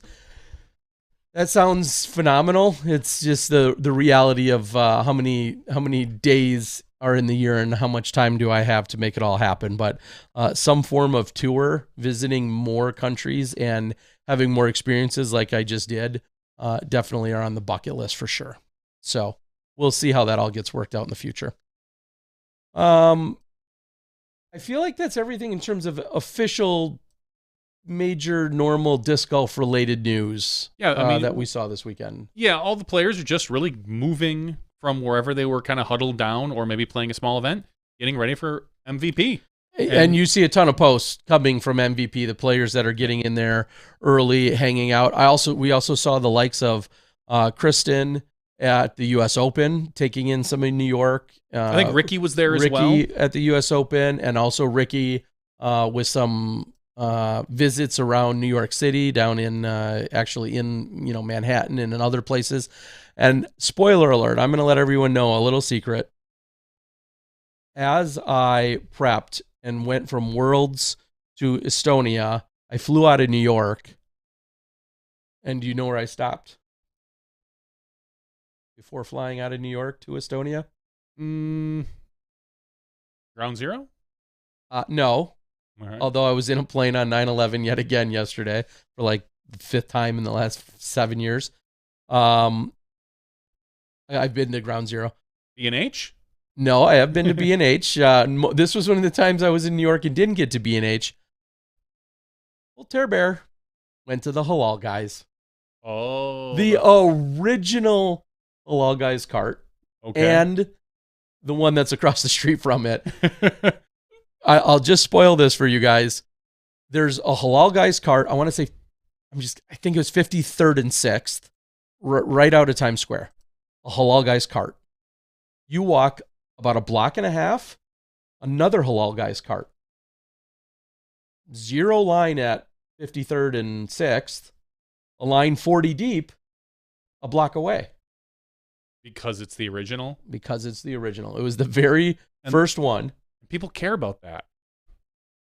I was trying to liken it to like any other time, like when you, especially when they're a block away, you care about it probably the first time you're there, right? Sure. Like, I guess. Then after that, then why would you care? I just don't know. I mean, clearly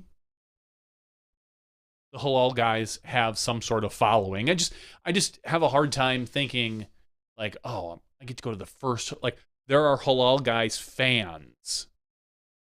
Like, I'm going to go to the very first Halal Guys. Like, maybe it's marked somewhere and like, before the Disc Golf Pro Tour, I'd never heard of the Halal Guys. Sure. Understandably. You wouldn't. So it was, to me, it's like, all right, do I ever care about going, like, no. Would you care about going to, like, the first Culver's in Sauk City? Yeah. Nah, not really. I mean, I guess if I were in Sauk City and it was like, oh, this is the very first Culver's, and I were ready for lunch, sure, maybe, I guess that would make sense. Maybe if you're from New York and you're going to go to the first Halal Guys because you go to them around the area, maybe. I guess. I mean, I'm not. I guess maybe a better comparison for us would be maybe. I just think that as a tourist, there's so many other places to go than the first Halal Guys, but. Well, I mean, like, if you want to get their food, and then you're like, well, do I wait in the line or do I not? Maybe that's the consideration. I think of, like, if you were in Milwaukee, for instance, and you went to Pabst or Miller, and you could go to, say, the first tap room as opposed to the new school one. Like, maybe somehow that. I don't know if that's a great analogy. Maybe the board has some good analogies, but yeah, when they're that's all I thought is you go, if you're concerned about getting to the first one, you go there once because it's literally the exact same stuff a block away. You may say you go there for the first time, and then every other time when you're like, yeah, I just want to get Halal Guys because that's what I'm eating, and you're not doing it from a tourist perspective, that's when you just go to, one of the other carts or you go to their store or whatever. But anyway, I went. Of course, I got the combo platter because that's what everybody gets, so that's what you have to get. I got the combo platter, had the white sauce, had the hot sauce, and it was pretty damn good. So I will make a whole video out of all of this. And I, of course, got a picture with the guy working. I'm like, we do this thing, and he didn't care. Understandably, he shouldn't. He's in the one of the largest cities in the world, and I'm trying to pitch him on disc golf, and he just works for the halal guys. But it was pretty cool, and it was something that I wanted to at least accomplish since I was in New York. If you're there in Times Square and they have this connection to disc golf now, I can understand that. A year ago, I would have, to me, like you just said, I'd never heard of them. So a year ago, that would have meant nothing to me. Correct. But because I'm actively promoting reading their ads. It'll be a good story to tell on the broadcast at some point. So it's good. Spock says the original Starbucks, where they really know how to make it. Yeah, I mean, there you go. You're a coffee enthusiast, and you're like, well, I could go to one of these 90 Starbucks, or I could go to the original one. Yeah, it might not be any better, but I get all of that. There is something to it, so that would be a good one, a good analogy or comparison, possibly. All right.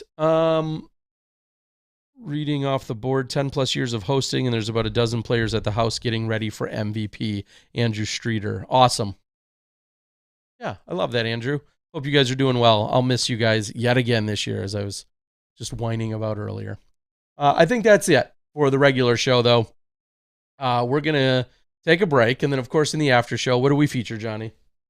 Anything and everything we want. Yeah, so we'll probably talk ice cream and halal guys' food.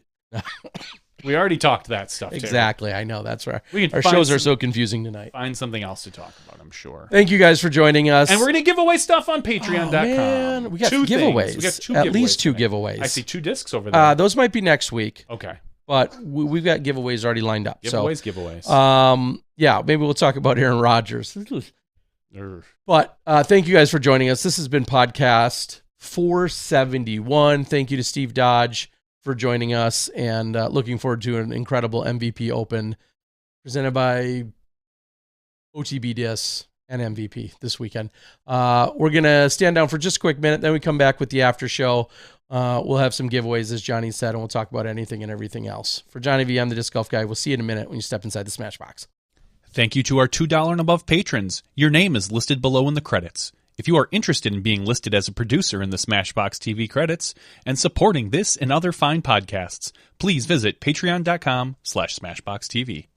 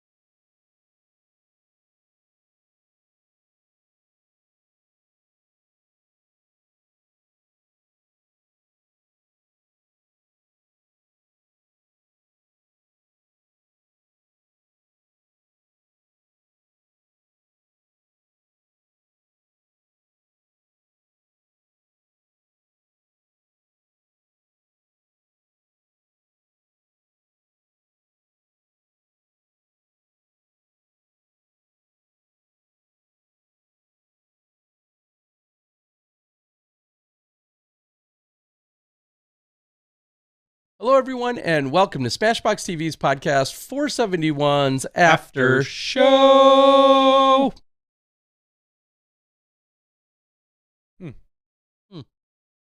Someone on the board is talking football, and this past weekend was the first games of the season. In the NFL, that is. And we're talking American football. American football. We're not talking that football stuff with Messier the round stuff? ball with Lionel Messier. Mm. Correct. There was a lot of sports this weekend. I mean, Okay. other than disc golf, obviously we talked quickly about the U.S. Open, and we have American football. We got baseball going on, like Estonian disc golf. Estonian disc golf. That's a whole nother world. Our Brewers are. My Brewers, Your not Brewers, yours, are in first place right now, keeping the Cubs at arm's length, which is kind of nice. Mm-hmm, so that's always solid. But the big story in American football was Aaron Rodgers makes his debut with the Jets after being traded from the Packers. And 4 plays later, tears his Achilles and is out for the season. At 40 years old, a torn Achilles, that could be a career ender. I mean, he's got a lot of, like 75 million reasons why he should come back and play, but I don't know. It's really unfortunate for a lot of reasons. As a Packer fan, had he played a majority of the snaps, we got a better draft pick from the Jets, but that's not going to happen, which is minimal in general, but just not the way I would have wanted to see Aaron Rodgers. He didn't leave here on the best terms, but I respect him. I respect what he's done for our team, and as a player, that's great. I didn't want to see him go down like that. That's never what you want to see. If they got beat all season, they went 0-16, I'd have done it I'd have sat there with a smile on my face. This is a little different. It's never good to watch somebody get hurt. Yeah, of course, the barrage of memes and jokes and everything else that gets made. I think it's pretty rude to find joy and excitement in an injury of that nature, or really any injury. But yeah, there's a lot of, I think, conflicted fans out there, as you were just saying, as to how we feel about it, how a Packers fan, I should say, feel about it, or if just where you stood with Aaron Rodgers as he was leaving town, and created and was surrounded with controversy and some turmoil over these last few years in Green Bay. I could see how there's a lot of conflicted fans, and I didn't even know about it till this morning. I actually went to bed at almost a record-breaking time last night after flying back from Estonia. So I heard everything secondhand when I woke up this morning, and the only thing I thought of is, wow, so I've completed as many passes as Aaron Rodgers has as a Jets quarterback. Huh? Well, and the other kind of side news to that, which made nationwide news, is there's a bar here in Milwaukee, just a few miles away, that was offering for every game Aaron Rodgers started and the Jets lost, they would pay the bar tab. So So last night, the bar was packed. Everybody. He started. Aaron Rodgers started, blows out his Achilles 4 holes in. The whole place erupts in cheers. Oh my God! And as everyone's like, we're not cheering that Aaron Rodgers got hurt, but we're cheering that our bar tab is going to be paid. So they run up the bar tab only to have the Jets win at the last minute. What a payoff for the bar. So the bar is suddenly like, hey up, people! Whoa! And so the bar actually made out on it. What the bar a wild was packed. story! Yeah, and there was news crews outside the bar. I saw it on the local news. It's a funny story. Obviously, obviously with the Jets winning, that's done now for the season because Aaron won't be starting any more games. But very, very funny story to go alongside the unfortunate thing. Our Packers did win. Jordan Love looked really good. He routed the Bears. Sorry, Mr. Harbeck. But I mean, seriously, I almost felt sorry as a Bears fan because you had to think, like, finally, after like 20 plus years of having Hall of Fame quarterbacks, the Bears, we've got Justin Fields. It's our time to shine. We're gonna crush our rivals, and not so much. Okay. So sucks for them. Sucks for them. They'll get another chance at the end of the season, and it was just nice to see that we did play well without Aaron Rodgers. We'll see how well Jordan Love is. I'm not sold on him. Not sold against him. I hope he continues to play well. He looked good, but who knows? Okay. There are really good quarterbacks who looked really bad this week. So the fact that my quarterback looked good, I'm not going to be taking that with much more than a grain of salt. Take that to the bank just yet. I'm not going to take it to the bank quite yet. All right. Total. I'll just make a quick pivot to absolutely, completely unrelated. That's good. That's what the after show is for. I'm going to go back to Estonia for a moment just to say I really enjoyed driving a manual car.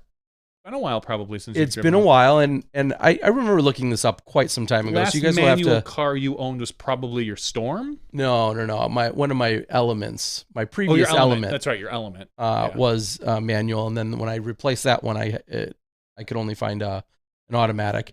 And I looked this up again. This was a few years ago, and I'm sure we could do a quick fact check. Something like only 1% of cars now sold in the U.S. are manual anymore, right? It's obviously it's not nearly as common. Overseas, still far more common. And when it was all said and done, the rental car that I got from Enterprise, of all places, over there, they have a few of their own, very specific rental car agencies, but then there's a few of the standard, household names. I purposely got Enterprise. A, it was one of the cheapest, and B, I have an account with them, so I want to rack up even points or whatever when I'm overseas. And you could choose right on the website if you wanted manual or automatic. And I chose the manual, same price, all that stuff. And it ended up being, I don't even know what year, it was probably a 22 or maybe a 23 Toyota Corolla, kind of like almost station wagon. It wasn't like a regular sedan. Of course, a lot of European cars in general are very different and just have different shapes and designs than what we have here. It was so incredibly easy and smooth and fun to drive. And then today, just like when I return home from Thailand and I'm used to being on the wrong side of the road driving a little scooter, today I was still on the correct side of the road, but just like having only 1 foot, on the one foot engaged. Yes, half your brain. I know this all sounds so obvious and maybe a little stupid to some of you, but when you drive a car around in a foreign country for almost a week, and then you go back to even your home settings, it's just it takes a moment to get yourself mentally readjusted. But I had so much fun actually being able to drive a manual car around, and smooth is the only word that I could think of to describe the way in which this drove. And maybe just newer cars are that much smoother. Newer manual cars are probably better than the mid early 2010s that we're probably or even 2000s. The Honda was mid 2000s. Exactly. So that was something that was really unique and cool to see. And the other thing when you're there, because the towns are generally small, there's not a ton of signs, and it was very common that you could be on a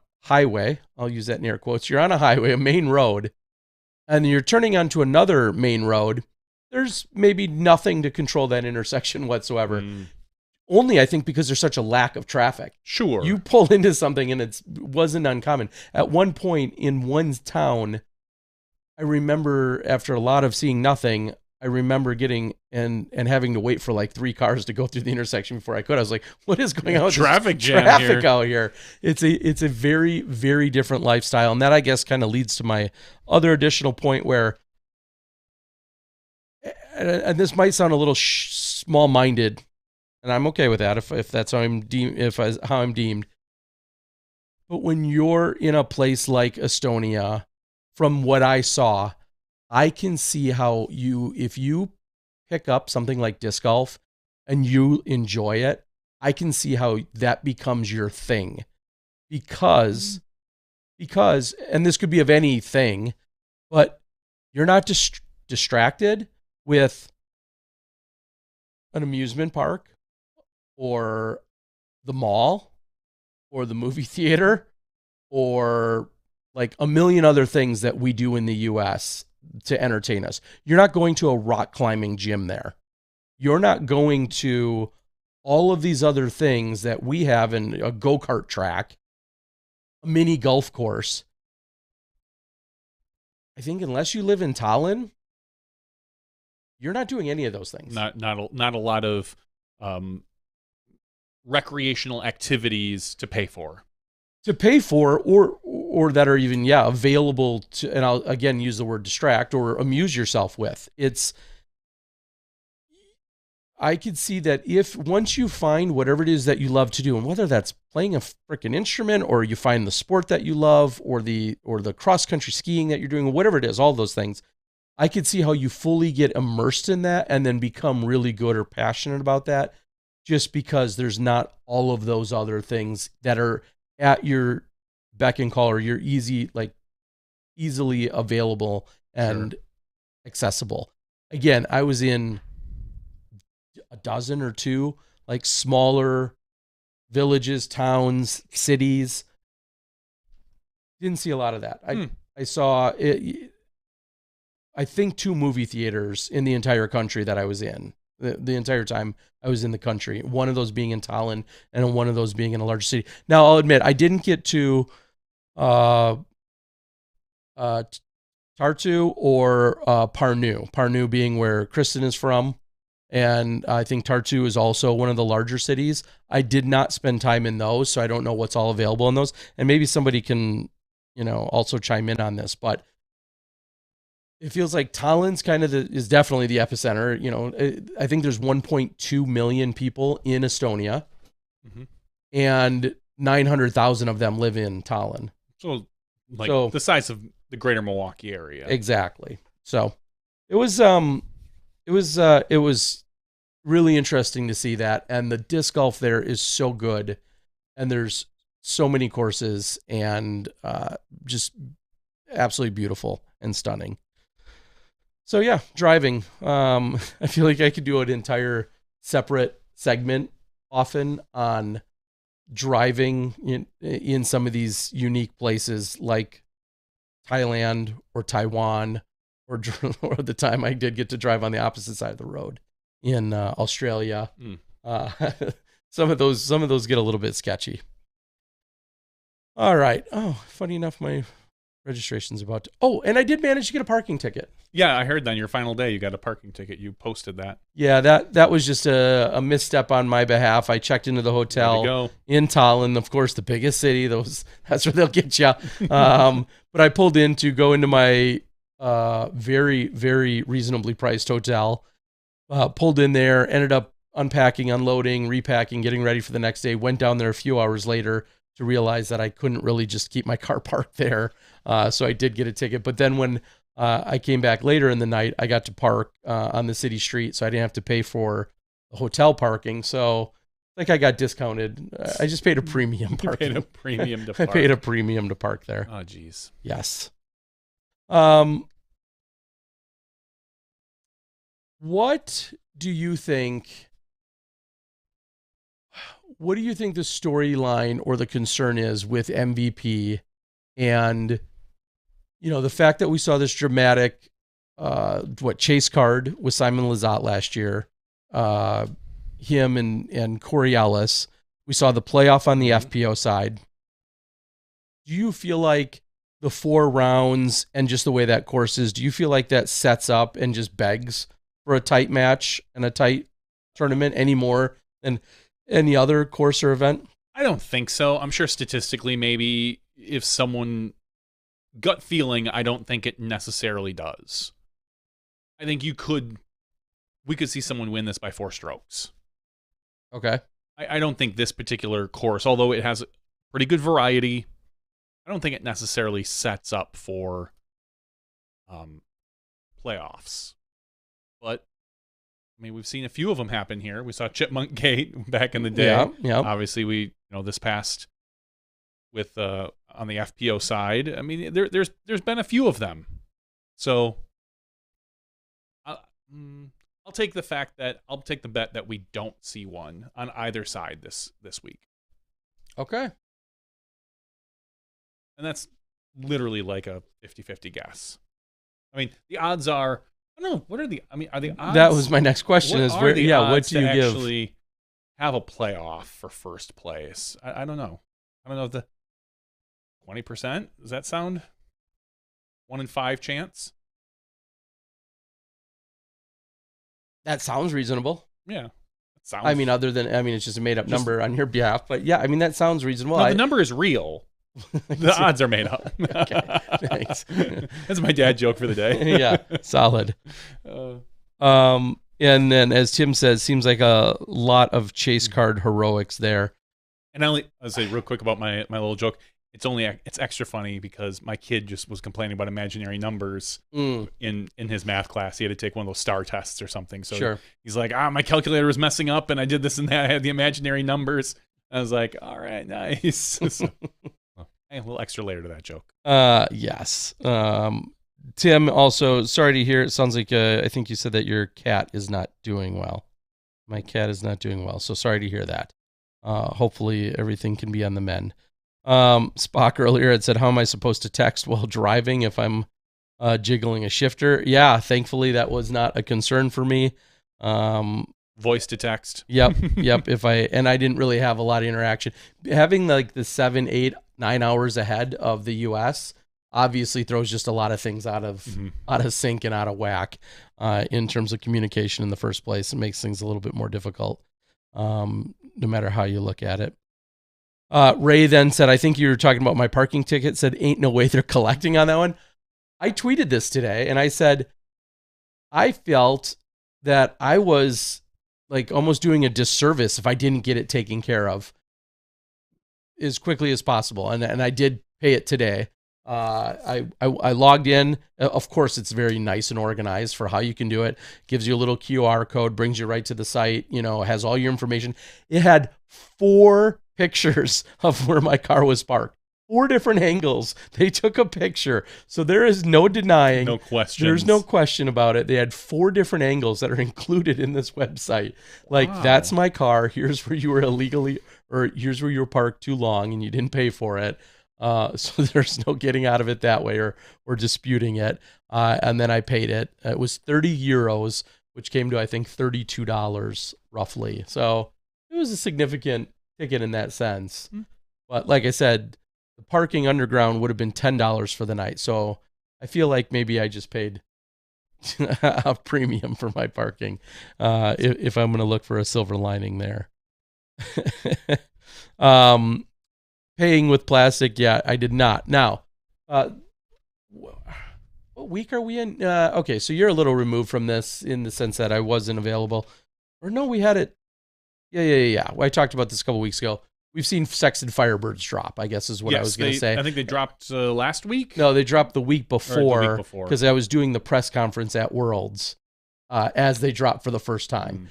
And normally we don't make a big deal about disc dropping, but Sexton Firebirds have been a high point of contention and conversation because there was like an April Fool's version and everyone didn't know if that was going to be the final version or not. And then they've jumped on the Halo bandwagon and now we saw them release. So that's right. Because I made the joke that when they dropped at Worlds, he just cashed more than anybody else at that tournament. Well, I'm going to follow that up. And I did send him a text today. I said, hey, if I bring some to you this weekend, while he's in the booth, he's going to sign a few of them for me as well. And I'm not saying those might become special prizes. Bring 100 of them. Like, just show up with a stack and be like, thanks, pal. Sign them.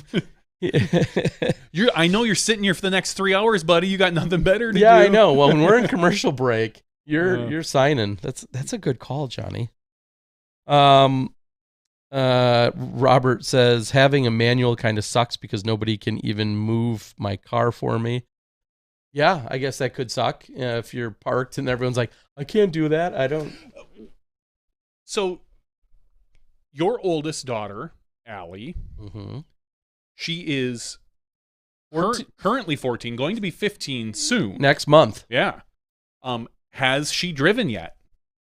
Have you brought her out? Has she driven a car yet? As in, did I illegally let her drive? Yeah. No. Okay. Illegally not. I did recently, like I think it was the day before I left for Worlds, signed her up for driver's ed. Which is expensive. Jeez. Which is expensive. And have you looked at the website? I have not yet. I can't wait till you do. It is one of the most terrible. Oh, God. The website is mediocre to poor. The guy who I think owns it here in Wisconsin in the Milwaukee area acts in all of them.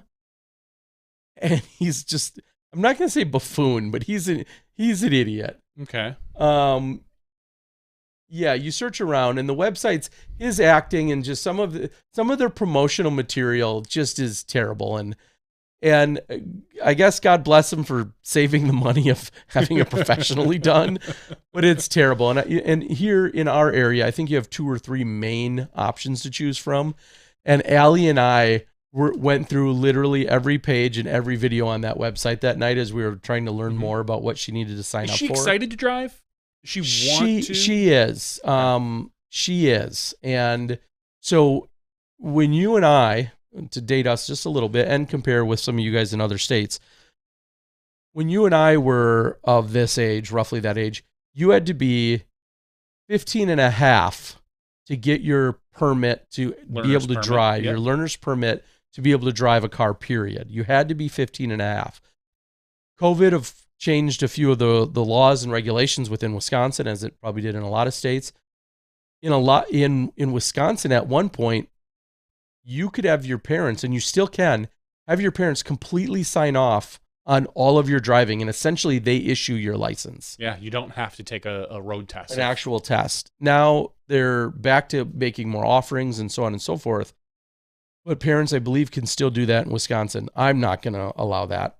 And I'm not going to sign on that line saying, she's fully good to go, even though I do trust her. I was going to say, I would have to drive with my kid like quite a bit in order to say, I think because to be honest, the road test, it is what it is. Like if I went with my kid and I did most of the things the road test, drive here, get on, exit. Did you look? Did you use your blinker?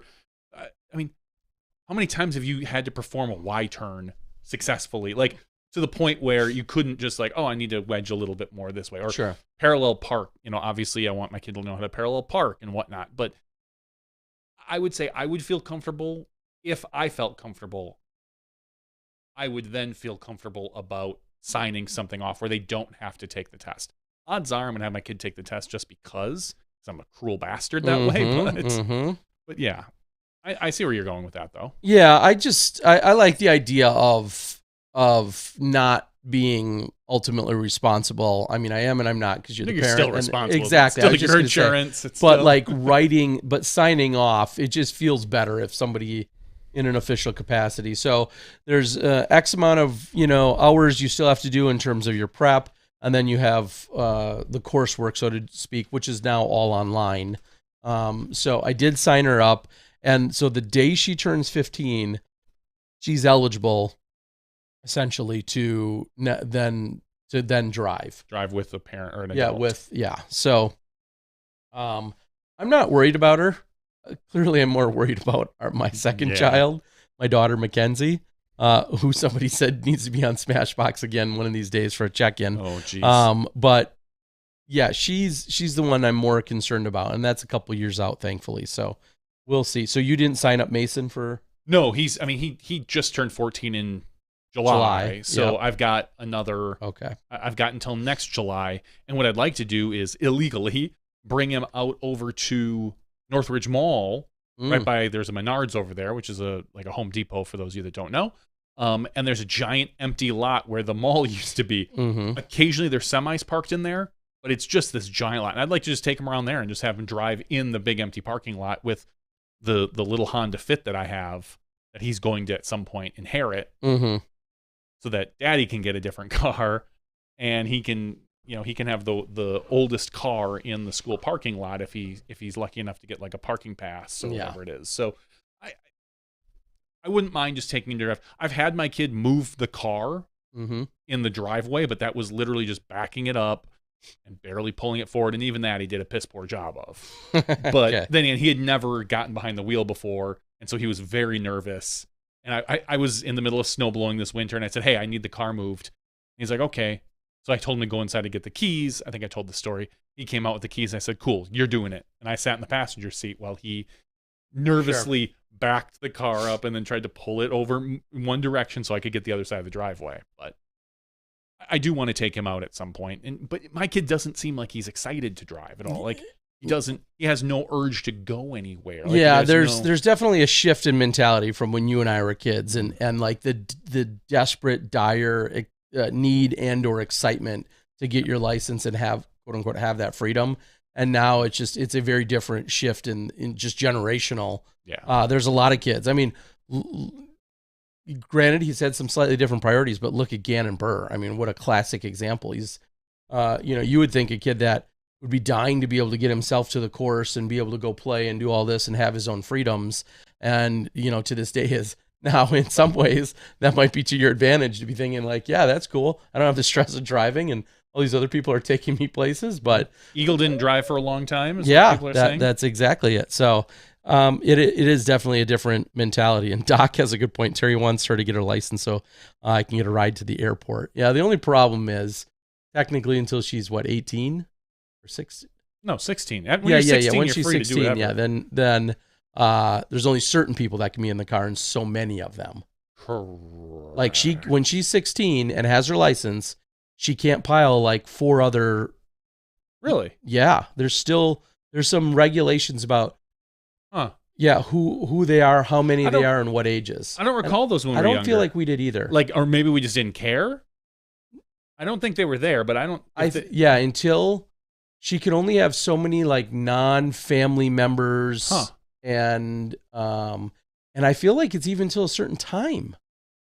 Still, again, I'll learn all this from report back. Sure. But yeah, I'm sure you have similar experience. I remember when I got my license, we packed my car with kids. I think we had 4 in the back, 1 in the passenger seat. We were driving somewhere for lunch on lunch hour. Yeah, it is different now. Yep. Geez, kids these days. We're old. So there will be some of that. And somebody, was it Ryan asked if I picked up any Estonians? No, but again, another thing when you try, especially, and we saw this in Finland, you'll see it in Finland, Sweden, Norway, those types of places. The amount of people that just walk is astonishing and awesome. Like, just people walking everywhere. And one of the coolest things that I feel like you see when you do go to some of these towns or cities or whatever, when you pull up to a crosswalk, cars stop and like people walk through the crosswalk. Like walkers are 1,000 times more revered and regarded and safer in so many of these countries that I've been to in ours. Like, think about, you're of course supposed to give the right of way to walkers. There's so many walking, and it's such a part of their lifestyle that it's so much more respected and regarded. And I think of coming up to a crosswalk and somebody kind of like standing there and like you deciding, are they going or not? Like over there, you stop, you just wait for them no matter what. Yeah, I mean, and it just, it feels like it's not as, it's not a second nature or knee jerk reaction over there. It's just part of the built-in mentality.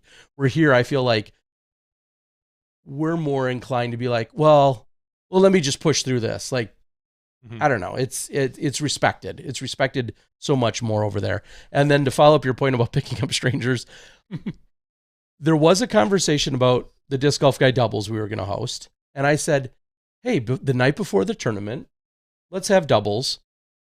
Random draw. We'll have all these people. It'll be so much fun. That was the plan. Well, that was my suggestion. The tournament director got back to me after a day or two after we talked about it, and he said, generally we're more introverted, us Estonians, and there will probably be some hesitation to showing up and playing random draw doubles. Cultural difference. So let's bring your own partner doubles instead. So you showed up with your partner. Yeah. And how many people showed up? 70. That's a great turnout. It's a damn good turnout, and I'm super happy we did it. I have no idea what it would have been like if it was truly random, but obviously I wanted to adhere to the cultural perspective, and I thought that was unique. I don't want to say crazy in a bad way. I just thought that was really astonishing because you and I know random draw flip doubles is arguably the most popular format in all of the U.S., is it not? I would, outside of straight up singles. Outside of straight up singles, yeah, random draw, because it's so hard to probably coordinate with a partner and get a bunch of other people to coordinate with partners to all show up in one location. It feels like, so it's so much easier to be like, everybody just show up and you'll get a partner. Who cares who it is? Somebody's going to be unhappy that they got the junior. Someone's going to be unhappy. Not over there, but yeah, not over there. Yeah, no kidding. But in general, that is how random draw goes here. We have so many, it's so much easier. So you're more likely going to get like 50, 60, 70 people with a random draw as opposed to like 70 people with a bring your own partner. Yeah. It was wild. I'm a relatively popular guy around here. I don't know if I could find a partner for Bring Your Own Partners around here. Nobody wants to play with you. No, nobody does. Yeah, it was. So I am so glad that I got the feedback and that we, very quickly amended the idea and whatever. Good feedback. It was so incredible to hear that, because I thought I would have never thought of that. And I thought, how fun is it to just play random draw, knowing anybody could get anybody? And they don't feel that way. Nope, not so much. So, Ryan says majority of leagues around here are random draw doubles. I mean, that is easily the most popular non-singles format. Maybe that's why they're so introverted. They don't play enough random draw doubles. Force them, Terry. Yeah, you're gonna make friends and you're gonna like it. Yeah, no matter what. So, think how many people you would have got if it would have been Bring Your Own Card. Just you have foursome. Like you have to bring another doubles partner, or you have to bring another doubles team. Yeah. Either way. And here's the funny part. And I apologize, I don't have their name. I wonder if I can find them real quick. The gentleman that won the doubles shot an incredible 15 under on 18 holes. Ooh. They didn't even play in the tournament the next day. I think were both teenagers and did not play in the tournament the very next day, which was kind of surprising to me that they'd go out of their way to play in the doubles, but then didn't bother playing in the tournament. Sometimes things come up on the weekend. And here's another interesting, again, just cultural note or difference. I told you the entry fee for the tournament for the 2-round 1-day C tier was $15. 15 euro, sorry. Yes. After some conversation, we ended up doing the doubles. It was $20 a person, 20 euros a person for the 1 round of doubles. However, every single player got a Latitude 64 Disc Golf Guy stamp disc. Cool.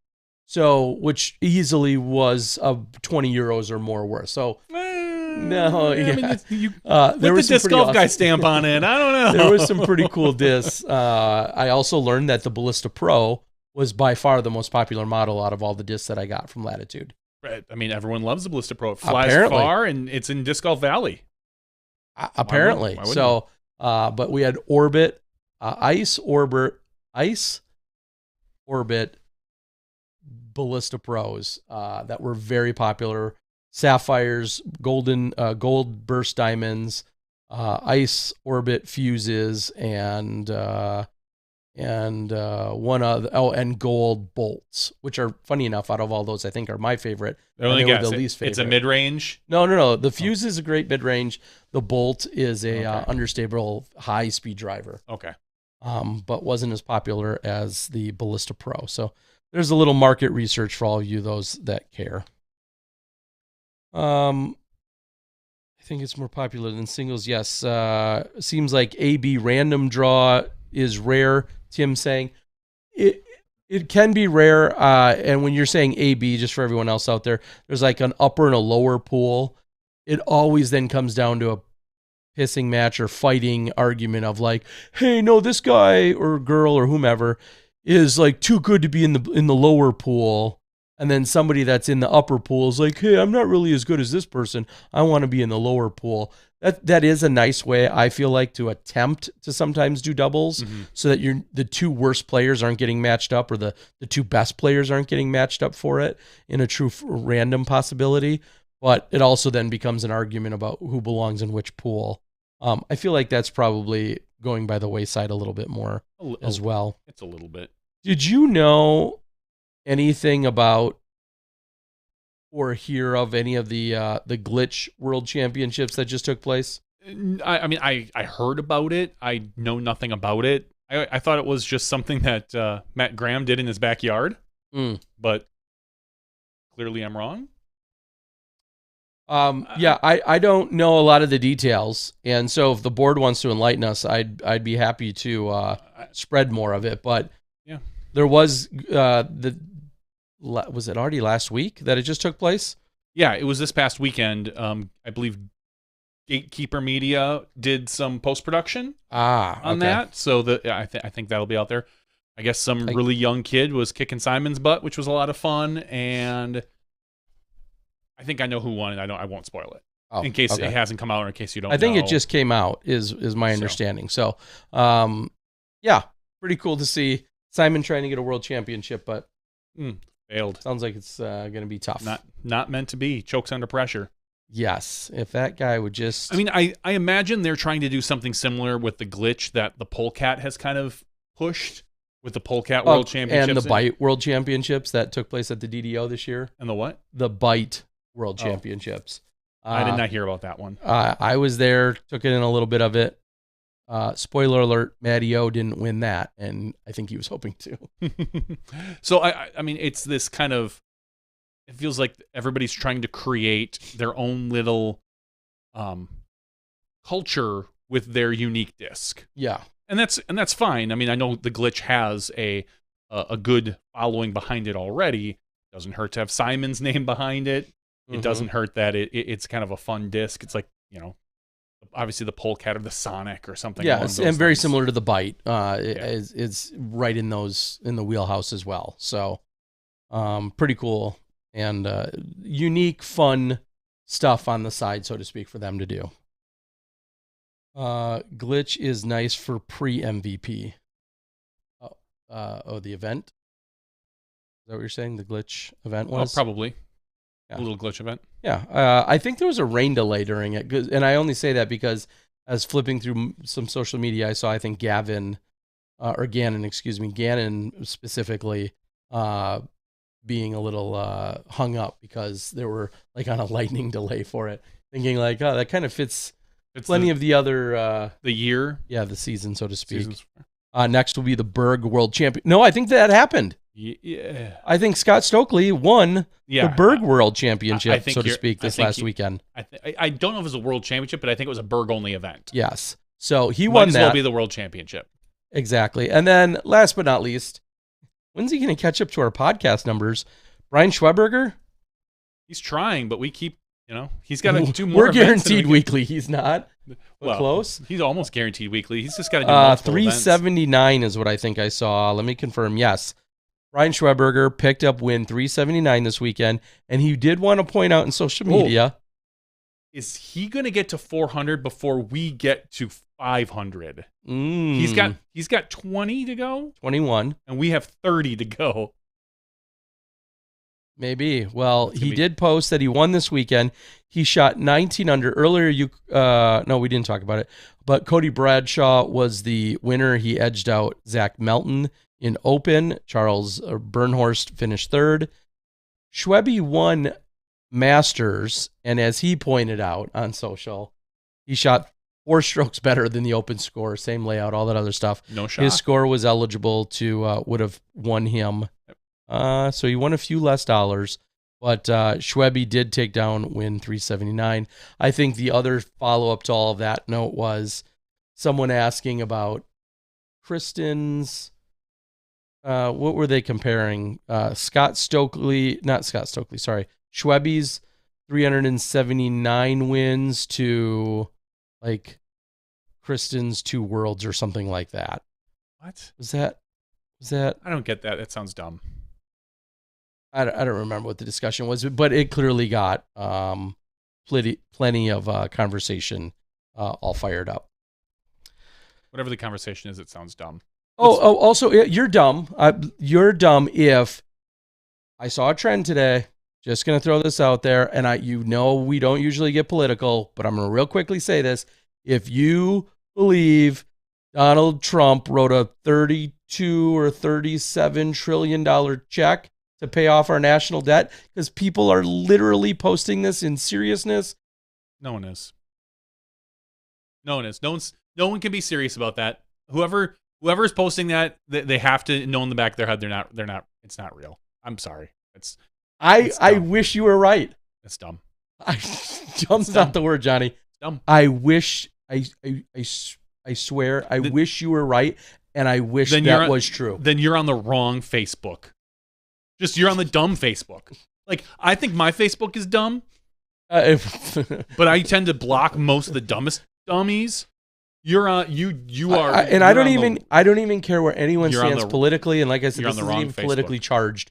You're just an idiot if you are helping perpetuate this trend going around, No, it's just, not suggesting, flat out saying that's, that Donald Trump wrote a check that paid off the USA's national debt. And I wish I was kidding, or that this was one person that posted this. It wasn't. social media stupid hour is what we got here. Okay. I felt like I needed to say that. And that's where I'll end any even tangent to anything political. Well, that's good. You're just a special kind of stupid at that point. If you are perpetuating that. If Donald Trump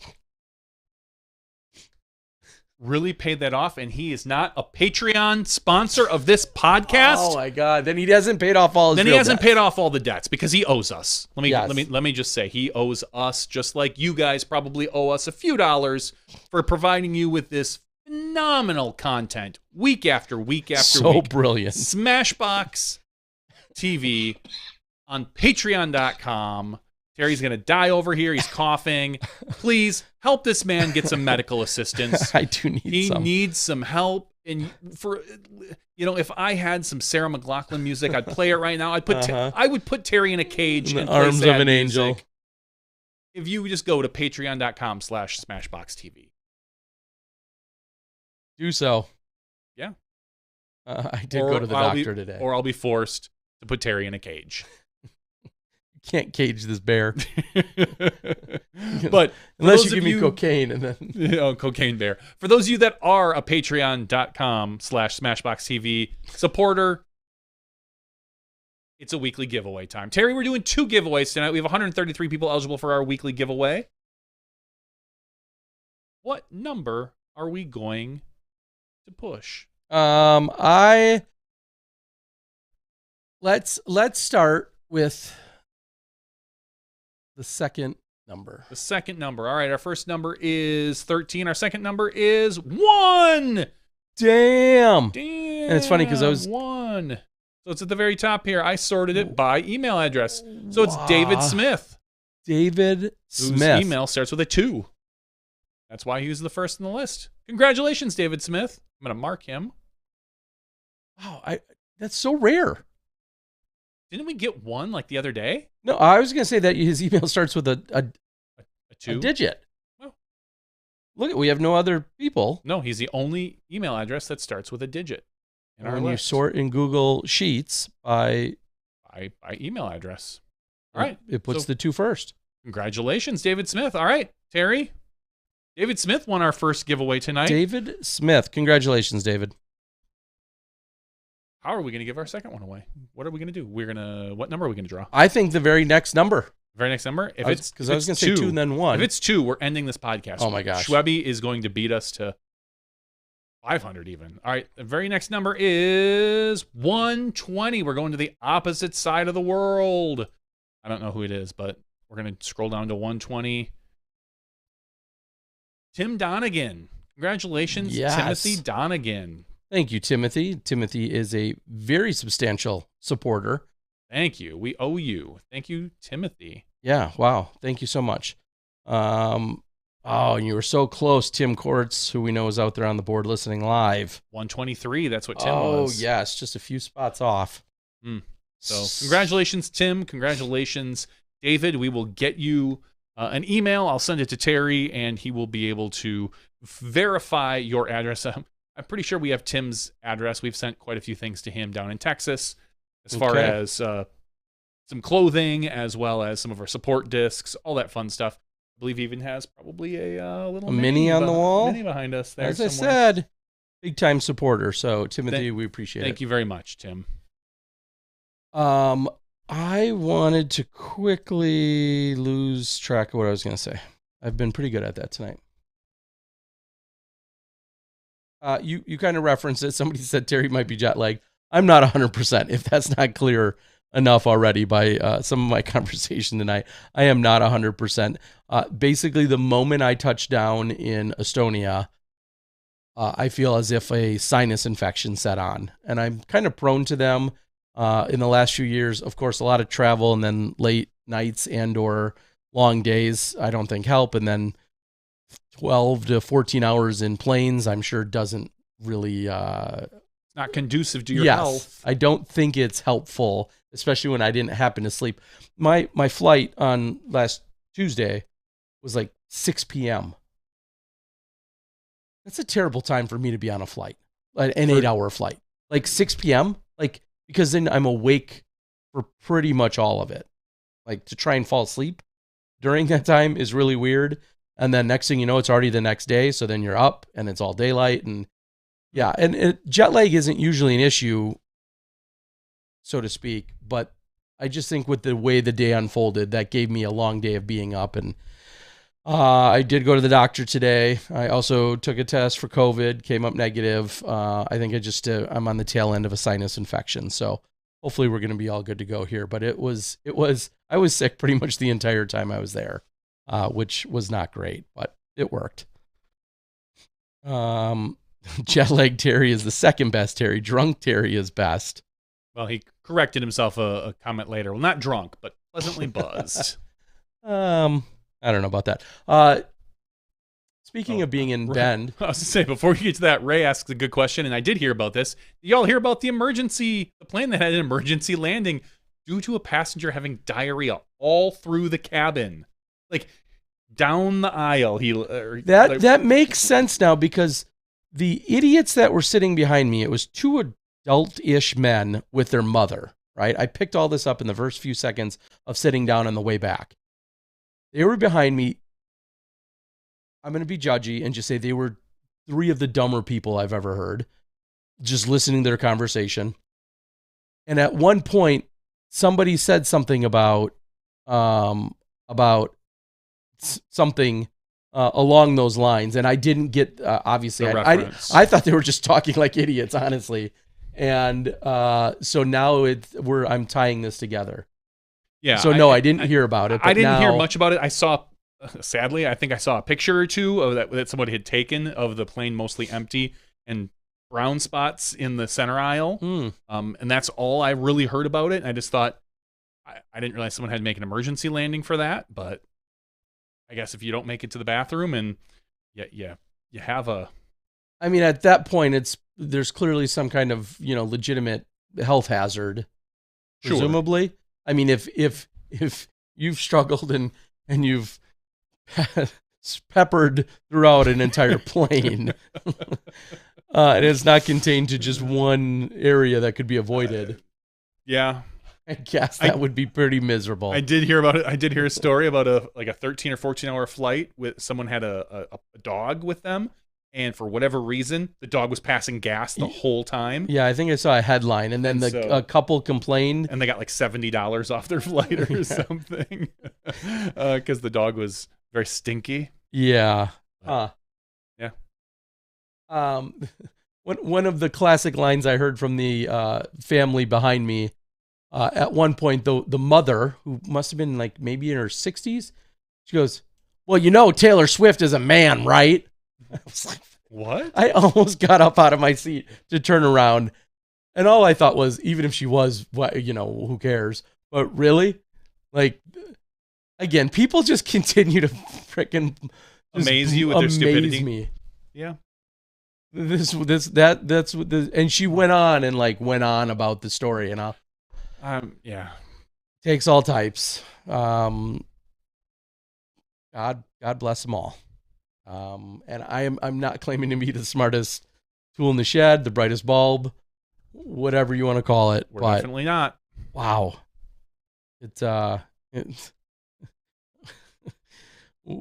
Yeah, it takes all types. All right, I think it's time to call it. It's time to wrap it, Terry. I'm just going to get more frustrated or flustered or something, or all of those things. Yeah, MVP, 4 days. Is there cut? I think there is. There's got to be. There's got to be. There better be. I'll say this right now, and I know he makes no decisions on this. Mahmoud, if there's not a cut, God help me, I will hunt you down. Wow. He lives just south of us here in Chicago. It'd be easy to find him. Yeah, that's a good call. And he'd probably tell me where he is. He'd be like, "Yeah, John, I get it. I know." Yeah, hopefully. And it's not Mo's fault. He doesn't make any of those decisions. But we'll blame him anyway. I will still blame him, though. And honestly, it might be somewhere within an email that I've received. Maybe there is, maybe there isn't. But anyway, 4 rounds, Maple Hill. Sounds like there's going to be stuff going on every night. You can ask at the production meeting tomorrow. I'll be on a plane. Hopefully everything goes smooth and we have all around an awesome weekend and looking forward to it. And then we'll probably have 1 or 2 of the champions on next week and we'll go from there. We'll probably also then be previewing and talking about the upcoming U.S. Women's Major as well. So one last time, podcast 471's after show. Johnny, I'm Terry. Thanks for joining us. We'll see you next week when you step inside the Smash Box.